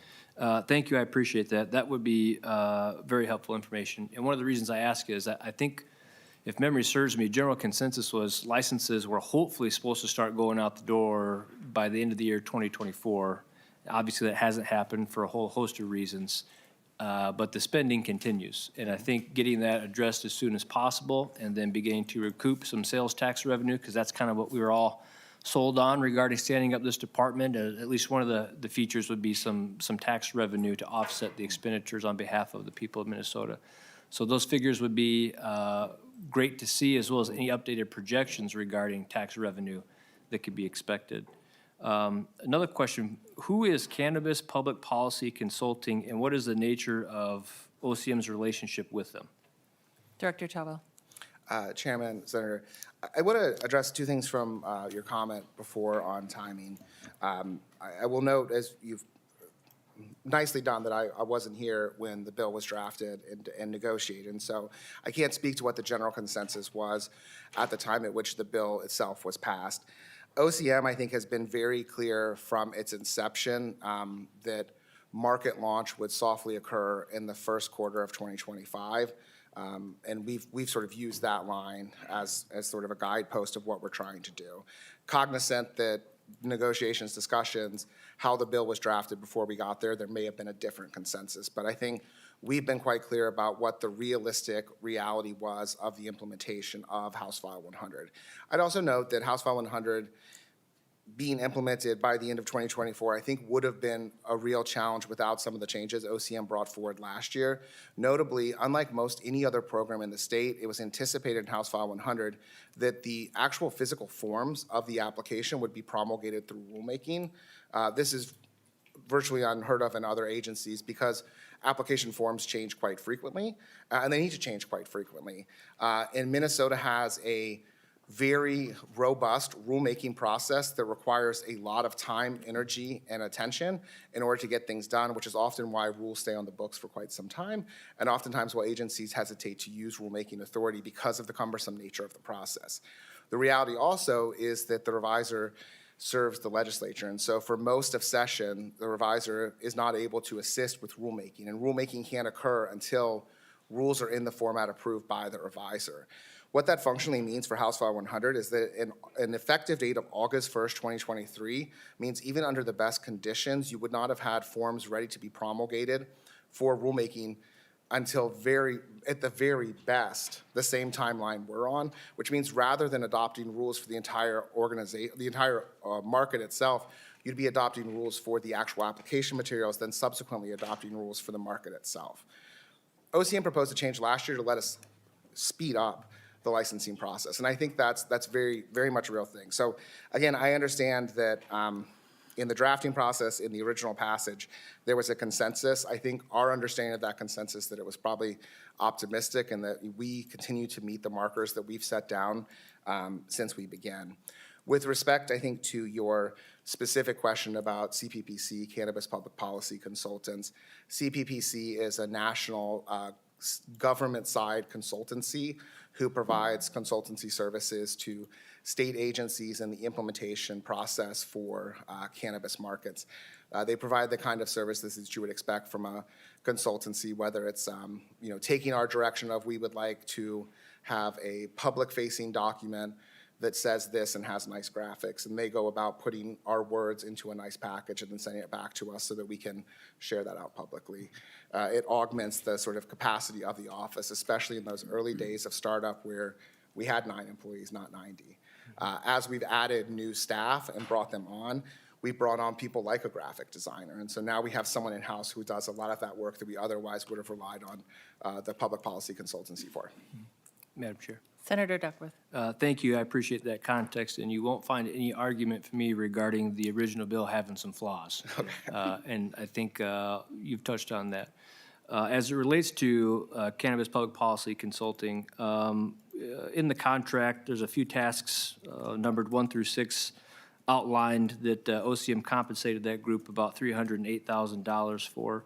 Just could you give us and the public an idea of what some of those tasks were? And then is there a plan to renew that contract? Or do you feel that the OCM has enough employees now that they don't plan to do any more outside contracting with folks from outside the state of Minnesota? Director Taubil. Chairman, Senator, thank you for the question. Some of the key things that the office sought advice and counsel on was things that the office and the state itself lacked experience in. It's hard to know how to design the stand-up of a market that has not yet existed in your state. And so some of the early tasks would have been around helping us understand by, providing reports on how did other states set up their market? How did other states issue licenses? Giving us sort of the full range of what other options are on the table, what other approaches are out there, and how people have done certain things. To give us that, it was often encouraged that we learn from other states. And so leaning on an organization that had worked with other states and seen some of the sort of pitfalls, but also successes of giving us that sort of robust feedback, and sort of, when we came up with here's how we plan to do this, having someone be able to sort of challenge us and say, have you thought about this? Have you thought about this? Again, it's a sort of traditional consultant sort of, activity where you hire someone who has a specific set of expert skills that you may not have in order to help you sort of begin a foundation. With respect to contract renewal, I'm not up to date on the current state of when the contract expires or renewal discussions. Happy to check in with the finance team and see where we are and what next steps are out there and get back to you with that. Madam Chair. Senator Duckworth. Thank you. I think the contract expires in either June or August. So the current annual budget for OCM is about $45 million with 80.5 full-time employees. Their compensation right now is about $9.5 million. The governor wants to increase the number of full-time employees to 115.25 at an annual cost of about $15 million by 2027. Could you give us an idea as to why OCM is looking to grow by nearly 40 employees over the next couple of years? Dr. Taubil. Chair, Senator, thank you for the question. I think there's a couple key pieces of information. One is that growth in FTEs is not a new request from the office. That's the existing budgetary allocation for the office. There is a difference between fiscal year 26 and 27 in allocated FTEs, but that was a part of previous legislation. So not necessarily a new request. I would also note that the sort of total allocation you're discussing includes also grant funds as well as operating costs. And so the grant funds are, look different when added to the total allocation separate from the operating costs. If I may, Madam Chair. Senator Duckworth. Thank you. So just conceptually, I understand that there's a lot involved when you're standing up a new department, especially when you're getting ready to issue an initial round of licenses. I would imagine the ramp-up period for OCM kind of looks like this. Then you get your initial licenses out the door, and maybe even then ramps down a little bit.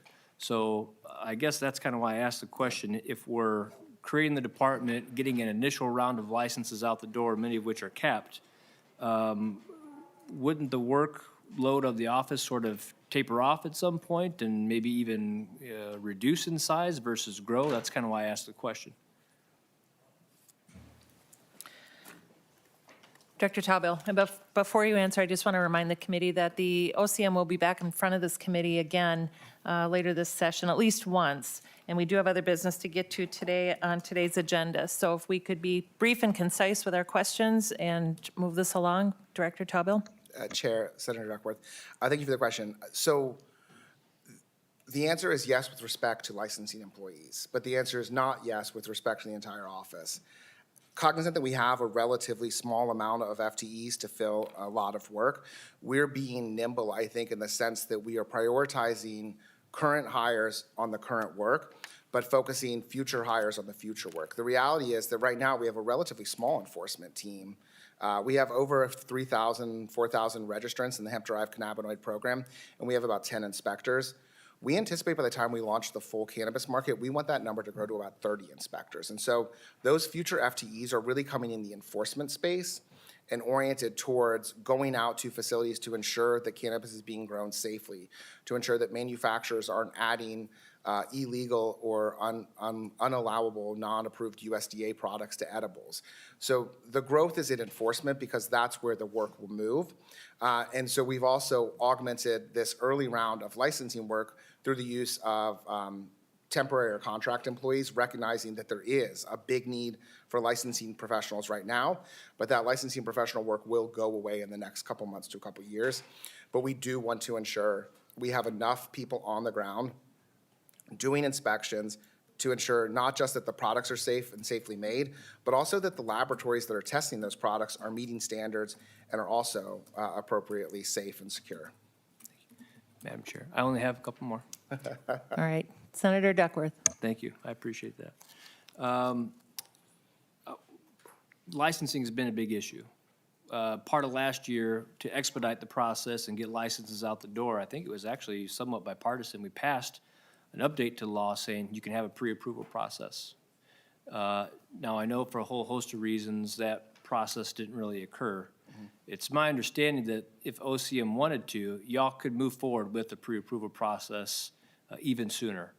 Do I understand that correctly, and you're choosing not to? And if that's the case, why are we choosing not to do that, given the fact that we explicitly made that change last year so that you could?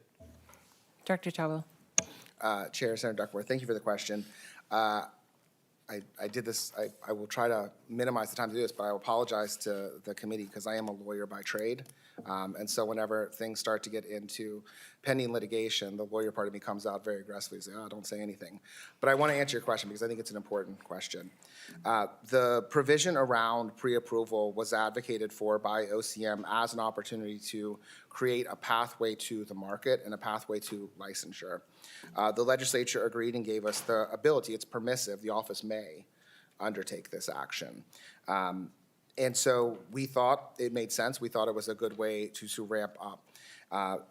What happened in the sort of pre-approval process was we got 1,800 applications. We reviewed them in under 90 days, which is an incredible feat, and our licensing team has learned how to process applications quickly. We're very excited to turn that towards the next round. When the applicants who did not make it into the lottery challenged the moving forward of the lottery in Ramsey County Court, our attorneys at the Attorney General's office filed a response memo on our behalf. As part of that response, I filed an affidavit that explained the process by which the office had come to the specific lottery date it did. Many people, I think, thought that we sort of picked the lottery date out of a hat and in 2 or 3 days got ready to do it. But it was actually the culmination of months' worth of work. We had to identify 4 separate contractors, 3 of which were non-state actors, to get that lottery in place. That contracting process included not just a physical location in the physical machine, the smart play machine that actually does the lottery work, but it also included acquiring the services of an auditing firm that has a specialty in cannabis licensed lotteries. As you might imagine, that is a relatively niche practice for an auditing firm, and so the number of people that do that is pretty limited. It's 2, and they're at Baker Tilly. So we entered into a contract with Baker Tilly to get them in place. In the affidavit, I sort of explicitly state that the amount of work it took to organize these 4 separate work streams into a single day, it was impossible for us then to be able to just 2 days later, 3 days later, bring them all back because they come from around the country to do this work. Once the judge issued the stay and said his concerns rooted a fair amount, I believe, in things like due process and whether or not people had a chance to fix their applications, we had to have a discussion internally about what was the best way to launch this market and the best way to launch this market fairly for all Minnesotans. And the reality to us was knowing we were coming up on full market launch with the implementation of the rules at the end of Q1, the start of April 2025. And because the value of the pre-approval process wasn't a license, it was time before licensing started to get your sort of ducks in a row. Every day that we lost, that benefit became smaller. And so the question became for the office, where is the real benefit and where's the best use of resources? Because if we were to start and pivot to, let's go back to do a lottery now, that means pulling people off this licensing round. That means pulling people out of the enforcement inspections, and it means repositioning them in a way that eats up resources. And so knowing that pre-approval was not a license, it was a pathway to a license, and knowing that we were on the precipice of doing a full round of licensing, where all those people that applied in the pre-approval could get a chance to apply again, and many of them would already have their licenses reviewed and approved, we made the decision to move forward with that option. The other thing is, as part of that, we gave people the opportunity to ask for a refund, withdraw their application, and so the sort of pool of people that existed in that first pre-approval is no longer the same. And importantly, there's still 6 to 7 pending cases at the Court of Appeals of people whose applications were denied that are challenging that. And so even if we did move forward, there is the chance that those cases get resolved in a way that then calls into question what happens in that pre-approval lottery.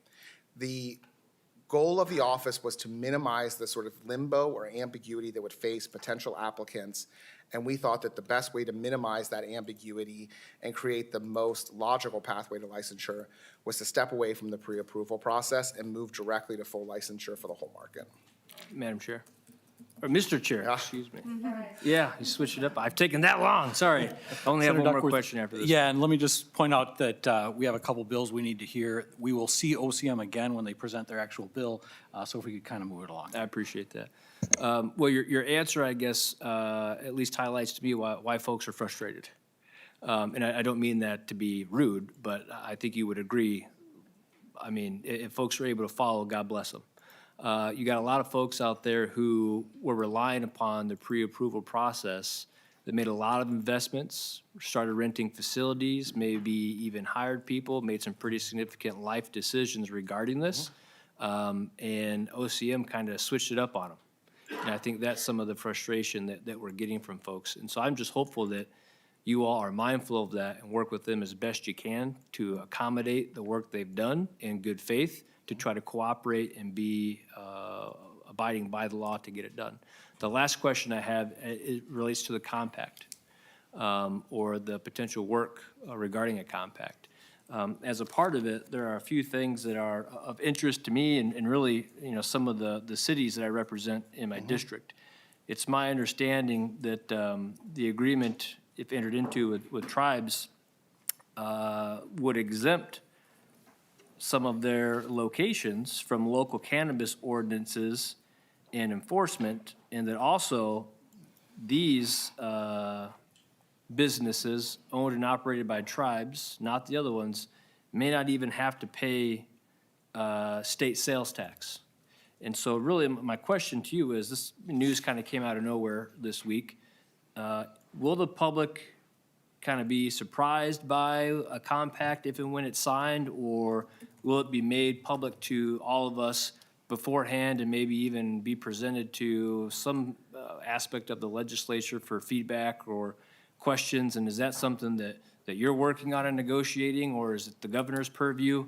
At the end of the day, I think a lot of folks, especially our cities and our counties, they don't like surprises, and they want to know that they might have a chance to review or offer some input regarding a compact before it's formally executed and entered into. Director Taubel, if you could answer that and then give any closing comments, and then we'll move on. Thank you, Mr. Chair. Senator Duckworth, thank you for the question. I would just note that the OCM is as frustrated as the applicants who want to move forward with the delays caused by the litigation, especially the litigation caused by applicants who tried to subvert the very laws this legislature passed yesterday to protect our market. Those people that have made good faith investments will have the opportunity to fix their applications and get them in a place where they can move forward, and those investments will not have been for nothing. With respect to compacting, I will note at the outset that it is the governor's office purview. It's a nation-to-nation negotiation. And so OCM is involved to the extent that we are one of the agencies that will be charged with implementing some of those agreements. But I think realistically, it's as the chapter was written, the governor was charged with entering into those negotiations and agreements. So I appreciate the question, though. I will say that the office has, in every situation possible, worked to provide advice, counsel, and information to local governments. We are trying to maintain and build strong relationships with the Association of Minnesota Counties, the League of Minnesota Cities, Townships, and the like to ensure that we're providing accurate and timely information to them to help them sort of navigate this new space. We're all doing this for the first time together, and so I will let you know that that will be a continuing part of our process, that we will be engaged with locals to make sure that we're providing them helpful information about how this impacts them. The compacts themselves, by operation of statute, will be public upon signature and posted on a public website, as the law states. Thank you, Commissioner, and Ms. Leininger. I appreciate the Office of Cannabis Management coming to speak to us today. Thank you very much, Mr. Chair. Next up, we have Senator Latz, Senate File 258.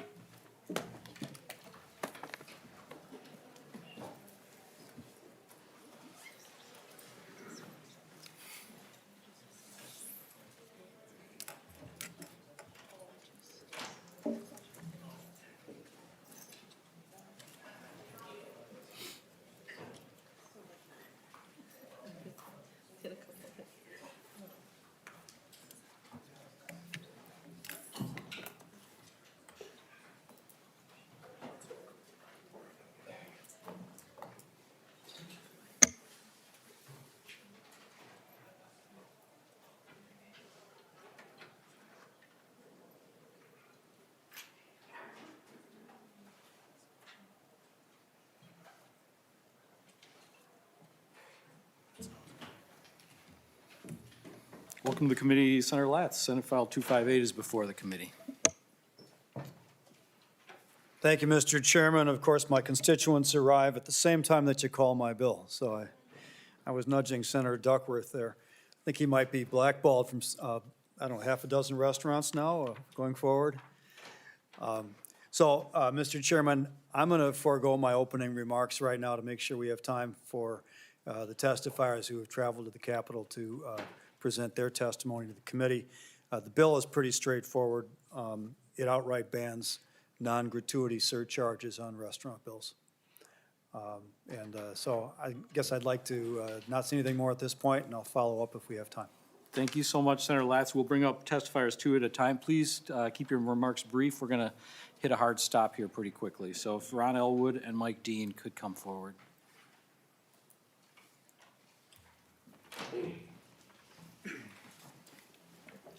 Mr. Elwood, please introduce yourself and proceed.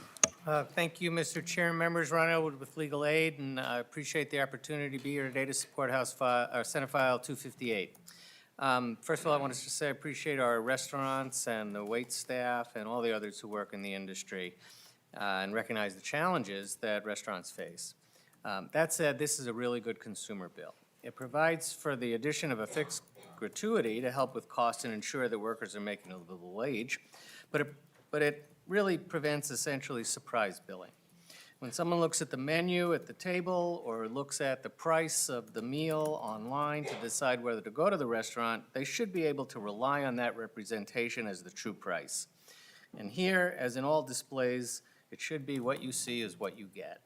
And that's what Senate File 258 does, and I'm happy to support it on behalf of Legal Aid. Thank you. Thank you, Mr. Elwood. And as you clear the table, could David Benovitz please come forward? Mr. Dean, please proceed. Thank you, Mr. Chair and members of the committee. My name is Mike Dean. I'm the Executive Director of North Star Prosperity. We're a consumer protection organization. I'm here in strong support of this legislation to ban surcharges in restaurants. I want to thank Chair Klein and the members of this committee for taking important action last session by requiring disclosure of junk fees and passing the Taylor Swift Ticketing Fairness Act. Minnesota is leading the nation with this type of pro-consumer legislation, and this bill builds upon that progress by ensuring that restaurant pricing is transparent and fair for all customers. Some argue that surcharges help small and independent restaurants manage costs, but these fees don't provide real transparency. Instead, they frustrate customers when they receive a bill that is higher than expected. If a restaurant needs to adjust prices to reflect costs, it can, and it should. Do so in a straightforward way by adjusting menu prices, just as every other business does. The idea of prohibiting hidden fees would harm small business ignores the key issue. These fees don't just impact consumers, they also put honest businesses at a competitive disadvantage. Restaurants that are upfront about their pricing are forced to compete with those that use hidden surcharges to make their menu prices appear artificially low. As one Minnesotan put in, the junk fees were a way for places to pay a living wage while not creating sticker shock. But too many places abused it in ways that were nefarious, and that's why we can't have nice things. The last year's price transparency law was a step in the right direction, but requiring disclosure alone hasn't solved this problem. Many restaurants continue to add these fees in ways that customers only discover when it's too late to do anything about, and disclosure is not enough. The only fair way to price meals in is by ensuring that the price listed on the menu is the price the customer actually pays. This bill doesn't tell restaurants what they can and cannot charge. It simply ensures that consumers know that full cost up front. And this is good for consumers, good for businesses that operate in a transparent and fair way. I want to thank Senator Latz for his leadership on protecting consumers, and Minnesotans deserve a clear and honest pricing when they dine out. I urge this committee to support this common sense legislation. Thank you, Mr. Dean. Can Mr. Solisle Ramirez please come to the table? Mr. Benowitz, please introduce yourself and proceed. Yes, good afternoon, Chair Klein, members of the committee. My name is David Benowitz, and I am the president of Craft and Crew Hospitality, which owns and operates 7 restaurants across the Twin Cities, some which you may know, like Stanley's in Northeast Minneapolis and The Block in St. Louis Park. I'm here today to share my concerns with Senate File 258, prohibiting non-gratuity surcharges at restaurants. The recent price transparency law, which went into effect January 1 of this year, already requires businesses to disclose service fees and other charges by including them in total price displayed. Restaurants are trying to be compliant with this law while also keeping service fees, health and wellness fees, and other service charges to keep employee wages and benefits equitable across staff. Servers and front of house staff often earn more than back of house staff due to tips, which under Minnesota law are not allowed to be shared with back of house staff like chefs, dishwashers, and kitchen management. Often service fees and surcharges are used to supplement back of house wages to create equity between the two teams. Minnesota restaurant tip restrictions make us an outlier among other states. We are one of 7 states without a tip credit, one of 4 states that prohibits tip pooling, and the only state that does not exempt the restaurants from price transparency laws. In November of 2024, the Federal Trade Commission issued a ruling stating restaurants should be excluded from these laws due to the varying business models each restaurant operates under. The language of this bill is really unclear to us, how this will impact delivery fees from restaurants, catering, private events, banquet service fees, credit card fees. How will this bill interact with the already existing price transparency law? Consumers and businesses alike are feeling a pinch of today's inflated prices. For restaurant owners, this means higher costs across the board. The practice of adding fees and surcharges for added value or services has long-standing tradition in the restaurant industry. These extra charges, particularly for large groups, delivery orders, and credit card transactions, are not new or hidden to customers. Rising menu costs are a constant challenge driven by increasing legislative burdens and general expenses of operating a business. This latest legislation presents similar dilemma, leaving me with little choices but to raise menu prices yet again. Finally, the price transparency bill that went into effect on January 1 already requires restaurants to include service fees in the total price of the bill. This bill would take away another tool for restaurants to use, providing benefits of higher wages to our staff. Thank you for the opportunity to testify, Senate File 258, and I'm available for questions. And before we go to the next testifier, I'm just going to update the committee. We're going to run out of time, but I want to respect the people who have traveled here, and I want to respect the committee members' prerogative to weigh in on this bill. So we will get through the testifiers, and then we will lay this bill on the table, and we will cancel the next bill. Oh, we'll try to get through the next bill as well. Mr. Chairman, Senator Latz. if I may, I just want to note, I just stayed at the Block last week, and I'm a regular at Duke's, so I can attest to the quality of the restaurants that Mr. Benowitz runs here, and I appreciate his being here. Sounds good. Can Ms. Sandra Weiss please come to the table? Ms. Ramirez, please introduce yourself and proceed.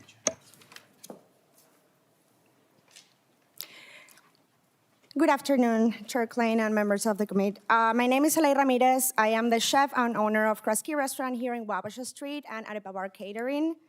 I'm here because I'm probably one of the small business owners in town.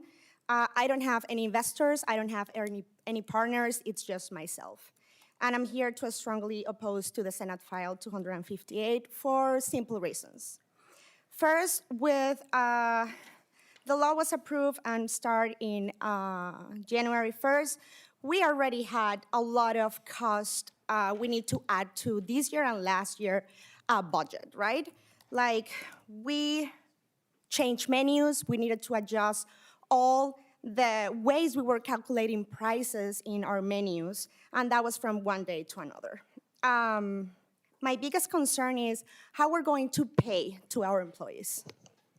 The separation between back of the house and front of the house create more problems than solutions.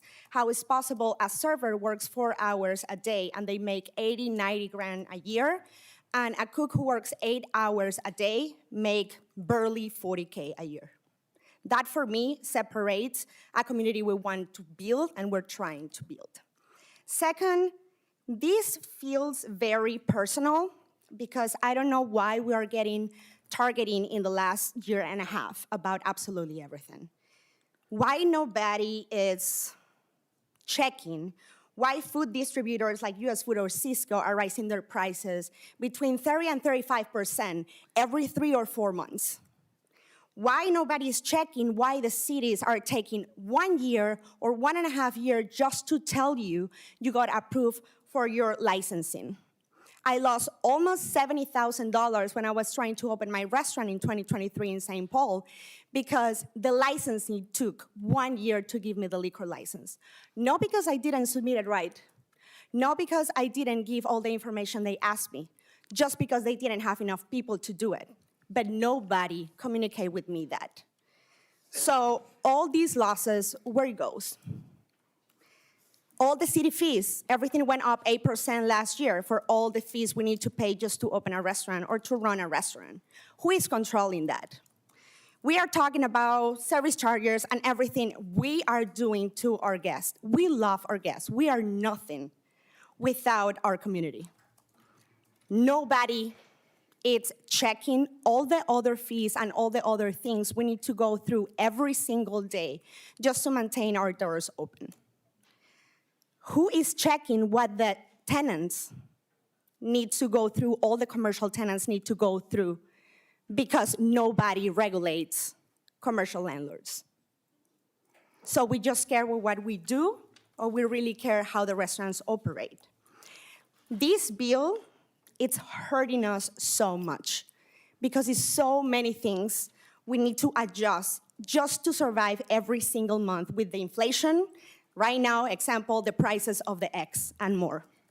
So without the ability to charge services fee, independent restaurants like mine will probably close their doors at the end of this year. I'm not from here, I'm Venezuelan. I've been here for 9 years. I put everything I am and I have in my restaurants. And these bills are just destroying the small business who make our community what it is. So please, take in consideration, you are not just taking this out of a bill to hurt our guests, because that is not what we intend. We intend to create and to solve the problems we have between back of the house and front of the house. Because if you don't have a good team who is not separated, we cannot operate. And second, we actually are here to ask you to support solutions to our industry, no more problems. Thank you. Thank you, Ms. Ramirez. Can Mr. Dave Sensabaugh please come to the table? Ms. Wise, please introduce yourself and proceed. Hi there, good afternoon, Chairperson Klein and members of the committee. My name is Sandra Weiss, and I'm the sole owner of the Finnish Bistro on Como Avenue in St. Paul. I'm here today to share my opposition and dire concerns with Senate File 258, prohibiting non-gratuity surcharges at restaurants. As my peer David just said, Minnesota is one of 7 states without an earned tip credit, one of 4 states that prohibits tip pooling, and the only state that does not exempt restaurants from recent price transparency legislation. These laws go hand in hand to create a gap that I'm concerned you might not see. I'd like to clarify what razor-thin margins can mean for a restaurant. After injecting $1 million into this economy, there is $40,000 $8,000 for the entire next year left for staff raises and repairs. That's 4 cents on every dollar. Credit card reimbursements or surcharges are where the raises come from. We do not profit from passing along credit card surcharges. We pay thousands a month just to accept payment on your coffee and glazed donut. This is a pass-along fee, just like the Minnesota DMV does and every other business in Minnesota is allowed to as well. I'm confused what the problem this bill is trying to solve. Recouping credit card surcharges and creating a functional tip laws can create more equity between the front of the house and the back of the house. In 12 years as a restaurant coffee shop owner, I've never had a front of the house barista ask me for a raise. A front of the house barista at my place earns $28 to $34 an hour.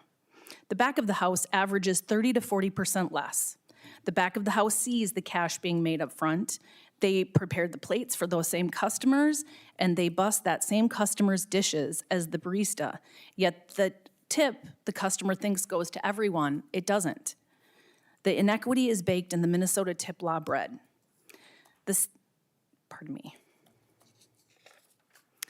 Senate File 258 and our current tip laws actually create inequity in the restaurants. Customers expect that the person pouring the coffee and the person removing the cup and washing it for them are sharing, but that doesn't happen. The person pouring the coffee makes 100% of all tips. If the cup washer is lucky, they get 10% providing that service with the same customer. Because of how tipping laws are structured in Minnesota, only the person who accepts the direct cash or card owns the tip. I have to balance out that income that the Minnesota law restricts. I do that by recouping credit card fees. The inequity between the front of the house and the back of the house has to come from somewhere. It comes from that razor-thin $40K. A happy back of the house helps the front of the house and the whole team find ownership in the environment. Senate File 258 takes away the ability to pass on the credit card surcharge that covers the back of the house raises. Every other business in Minnesota gets to do it. We need it. Razor-thin margins are real. The bill simultaneously takes away the revenue to help staff while existing outdated Minnesota tip laws. Further, they create the lopsided wage gap. The money has to come from somewhere. I'm the hiring department, compliance department, marketing department, complaint division, and shoulder to cry on for young people. I've been raising our teenagers and college students for decades, and I've loved it, but I'm exhausted. This bill is devastating. Tipping point for my business. I don't have another razor-thin slice to come from. There's no more slices left. Call me naive, but my peers in leadership groups care about our industry. We're not sharks out here just trying to get everything for nothing. We are tirelessly trying to figure out the best ways to keep our employees paid well and avoid expensive turnover and disruption. A ruling from the Federal Trade Commission in November of 2024 stated that restaurants should be exempt from junk fee legislation. I believe Minnesota should follow this federal ruling. I invite each of you to the Finnish Bistro for coffee to further discuss this at any time. I'll even buy. Thank you for the opportunity to speak, and I'm available for questions. Thank you, Ms. Weiss. I appreciate it. Can Ms. Hannah Zinn please come to the table? Mr. Sensabaugh, please introduce yourself and proceed. Thank you, Chairman Klein. Good afternoon, Chair Klein and the members of the committee. My name is Dave Sensabaugh. I'm the Chief Operating Officer for Cascade Hospitality. We operate 19 restaurants, a catering company, own and operate 19 restaurants, catering company, and an event center. The catering company, the event center, and 16 of those restaurants are in the state of Minnesota. We have locations in, the most well-known restaurant is Crave, which many of you have probably heard of. We also own Brits, The Butcher's Tail, Union, Boquetto, Cowboy Jack's at the Mall of America, and Burger, a fast casual restaurant at Mall of America. We have restaurants in Bloomington, Minneapolis. We have 6 businesses in Minneapolis. We have 2 in St. Louis Park. We have Roseville, Woodbury, Eden Prairie, Maple Grove. I'm here to share my concerns over this bill as well, or this proposed bill as well. I don't want to rehash some of the points that the other testifiers have made in the interest of time. I want to talk about a couple of things, though. Number one, this is an optional charge. This is an avoidable charge by consumers. By paying cash or using a debit card, there are no credit card fees that apply. So it is not a mandatory charge. It is an optional charge. So I think to categorize it as a mandatory fee is unfair and inaccurate. If a guest chooses to pay by cash or debit card, there is no fee. These fees are common in multiple industries, as Sandra referred to. My vendors can charge me a credit card fee. My HVAC company, if we pay by credit card. Almost any vendor I buy from, if I pay by credit card, they're allowed to charge me that fee. As Sandra also noticed, if I go to renew my license plate on the state of Minnesota website, I pay a fee for that, a credit card fee. How is it fair to single out restaurants for this bill? The bill puts small Minnesota businesses at a disadvantage in comparison to the large national chains. Now, some of you may look at Cascade as being a large chain. We have 19 restaurants. Olive Garden has 929. We would be 2% of their size. We are not large. And we are one of the bigger fish in the sea in Minnesota. We're tiny in comparison. Who can better handle these charges? A small business that does $1 million a year, or multi-billion-dollar companies that operate in this state? You are giving them an unfair advantage by taking this away. Not only just the fact that they are better able to withstand because of the economies they have in purchasing, they pay 20 to 30% less for their goods than independent restaurants do. It's not a fair playing field. And by taking away the credit card fee, you are removing a way that small businesses can compete with them. Setting aside the advantages they have in purchasing on commodities, they also are able to negotiate much lower credit card fees than the average small business. Sandra was talking about the slim margins that she works on. Most large companies are looking at a 2% advantage in credit card rates. A small business on their own is going to pay 3.5%, 4.5%. These large businesses pay less than 2% in credit card fees. So you're talking about giving them an inherent advantage of 2% or more in a business that operates on single-digit margins. How is that fair to Minnesota companies?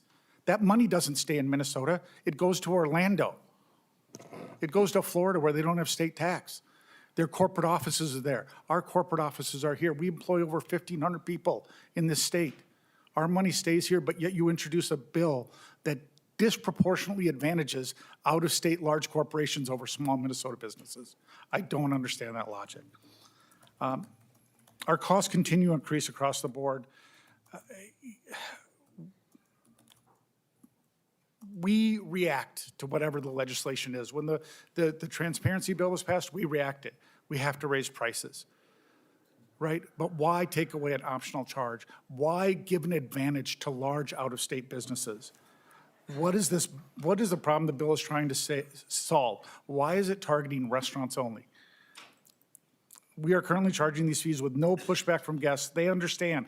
They all know the money isn't going to us. They know it's going to the credit card companies. The proposed bill is disproportionately unfair to small Minnesota restaurateurs. Thank you for your time and the opportunity to testify. I'm more than happy to discuss further in any way, shape, or form. Thank you. Ms. Zinn, please introduce yourself and proceed. Good afternoon, Chair Klein, Senator Latz, and committee members. My name is Hannah Zinn, and I'm the Director of Government Relations for Hospitality Minnesota. We represent and advocate for restaurants, hotels, resorts, campgrounds, and other tourism-related enterprises. Thank you for the opportunity to testify in opposition of Senate File 258. Following the passage of the current price transparency law, the hospitality industry desperately needed guidance on how to follow the new rules. Full guidance on how to display pricing and handle different situations like banquets and catering contracts, gratuities, and delivery fees was not released until December 30th, 2 days before the full law went into effect on January 1st. Our members complied at a great cost, both immediate and long-term. In November 2024, as you've heard, the Federal Trade Commission released their report, which should be available to all of you, on deceptive and unfair trade practices. They heard from thousands of consumers, businesses, and business associations. Realizing that the proposed junk fees rule would unleash nothing but chaos and confusion for restaurant owners and diners alike, and that these fees are not junk fees, but that rather they reflect the higher costs that a restaurant is taking on to make a customer's experience even more convenient, the FTC ruled that restaurants do not fall within the scope of their final ruling, and therefore do not engage in widespread unfair and deceptive pricing. While it may feel like restaurants are ubiquitous, the industry is made up of thousands of small businesses running on slightly different business models.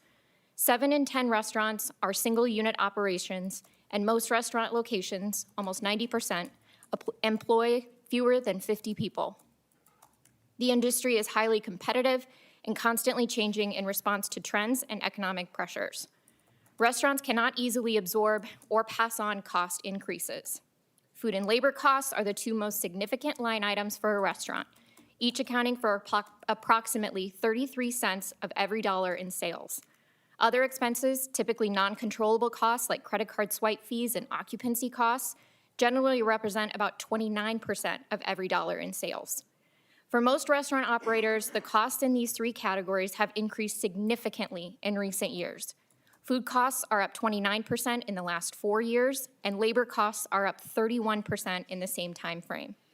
While every type of restaurant could be impacted by the proposed legislation, independent table service restaurants are most likely to be impacted by consumer reactions to the menu price changes required to comply with the new law, and would bear the brunt of the costs for this new rule, hurting diners, employees, and owners alike. Minnesota law prohibits tip pooling, bans the tip credit, and now would outlaw surcharges, including health and wellness fees used to supplement for employer mandates like earned sick and safe time and paid family medical leave, making us an outlier among every state in the union. While we appreciate the intent to provide increased price transparency for consumers, this proposed rule ultimately fails to achieve this objective in the restaurant industry. Hospitality Minnesota urges the committee to vote no on Senate File 258 and allow restaurants the flexibility to run their businesses as they see fit and to offer them the same rights as the FTC and the Biden administration awarded to them. Thank you for giving us the time to testify today. I'm able to answer any questions, but I would encourage the committee to ask our members who are here today. Thank you, Ms. Zinn. Members, before we would ever move this bill forward, we would certainly give you the opportunity to discuss it, but at this time, Senate File 258 is laid on the table. Senator Dames.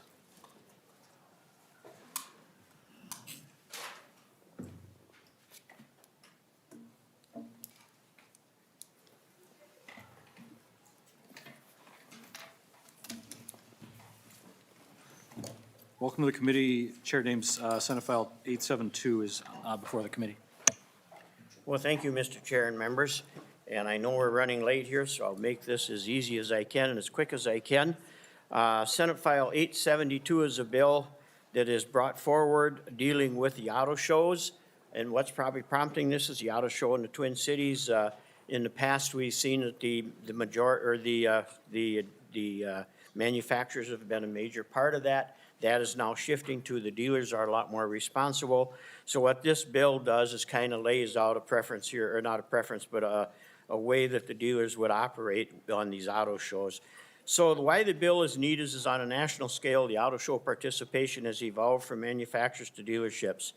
Questions have been raised over the dealer's ability to display vehicles outside their licensed location. And the licensed location is a very, very part of this. The bill provisions clarifies that auto dealers can be auto show exhibitors. What the bill does is dealers may participate in auto shows when held in a first-class city or adjacent to a first-class city, not held at a licensed dealer location, 10-plus dealers participating, conducted by a trade association. The following activities are prohibited: sale or lease of vehicles, labeling vehicles for sale or sold, appraisal of trade-ins, and using pricing other than the manufacturer's suggested retail. Auto exhibitors may distribute business cards and promotional materials, make appointments to visit dealerships and collect customer leads, test drive under a program conducted by the auto show. Mr. Chair, this would be kind of the premises of the bill. There is an audit, and Mr. Chair, I am presenting this on behalf of the author. There is an amendment that, if it would be okay with you, Mr. Chair, I'd like to have that amendment introduced by Senator Rasmussen at this point. Senator Rasmussen. Thank you, Mr. Chair. I'd move the A2 amendment. Senator Rasmussen moves the A2 amendment. It's being distributed. To your amendment. Thank you, Mr. Chair. This simply, if you go to page 4 of the bill, removes clause 2, 4, and 6, which would ensure that you can have auto shows outside of a location that is a city of the first class. It would also allow a lower number of dealers to participate in the auto show, and would also allow additional types of organizations to host a auto show. I've talked about this. I've talked about this amendment with the proponents of the bill, and they think it maintains the objective of the overarching bill. Thank you, Mr. Chair. Senator Dames. Thank you, Mr. Chair, and I would treat this as a friendly amendment. Other member comments or questions about the amendment? On the A2, all in favor say aye. Aye. Opposed? A2 is adopted. Senator Dames, do you want to go to your testifier? Yes, so thank you, Mr. Chair, and I'll introduce Amanda. Ms. Dewar. Thank you. Yep, thanks, Mr. Chair. For the record, my name is Amanda Dewar, and I'm the Director of Government Affairs for the Minnesota Automobile Dealers Association. First, I really want to thank Senator Dames for stepping in this week to present this bill and all his efforts. Also like to thank Senator Frentz and also you, Mr. Chair, for signing on. This is a very simple, straightforward bill, just providing statutory clarification that auto dealers can participate in an auto show. As Senator James mentioned, across the country, the landscape of the auto shows has changed over the past few years. At one point, it was the vehicle manufacturers that were primarily exhibitors, and now the OEMs are relying on the local dealers to showcase their fleets. The confusion herein lies in the fact that dealer franchise agreements with the manufacturers often include dealer market areas, which outline a dealer's geographic service area. Sometimes those are exclusive and sometimes they aren't. And new motor vehicle dealerships are also an extremely regulated industry. Dealer licenses with the state outline facility requirements for selling a motor vehicle, and dealers are only allowed to sell vehicles at locations listed in their dealer license. And so because of these regulations, there's been confusion on the part of some dealers if they're able to participate in the auto show. So this bill makes it clear that vehicles are not for sale or lease at the auto show. The bill also outlines that participating dealers cannot appraise customer trade-ins or advertise pricing other than what the MSRP is. In the end, the bill just provides clarity that being a trade show exhibitor is different from selling vehicles and removes any confusion over a dealer's ability to exhibit at the auto show. I'll also note in speaking with the auto manufacturers before this hearing, they have expressed that they do not have concerns with this bill. So thank you very much for your time. Thank you, Ms. Dewar. Members, do you have questions or comments about the bill as amended? Senator Dames, final comments. Well, thank you, Mr. Chair, and what this bill, at the end of the day, what this bill does with the amendment, it allows for auto shows to be handled not just in Twin Cities, but throughout the state of Minnesota, and it allows dealers to get together to have these shows. And so with that, Mr. Chair, I'd ask for a vote, a positive vote on the bill. Members, Senate File 872 as amended is laid over for possible inclusion. There being no further business before the committee, we are adjourned.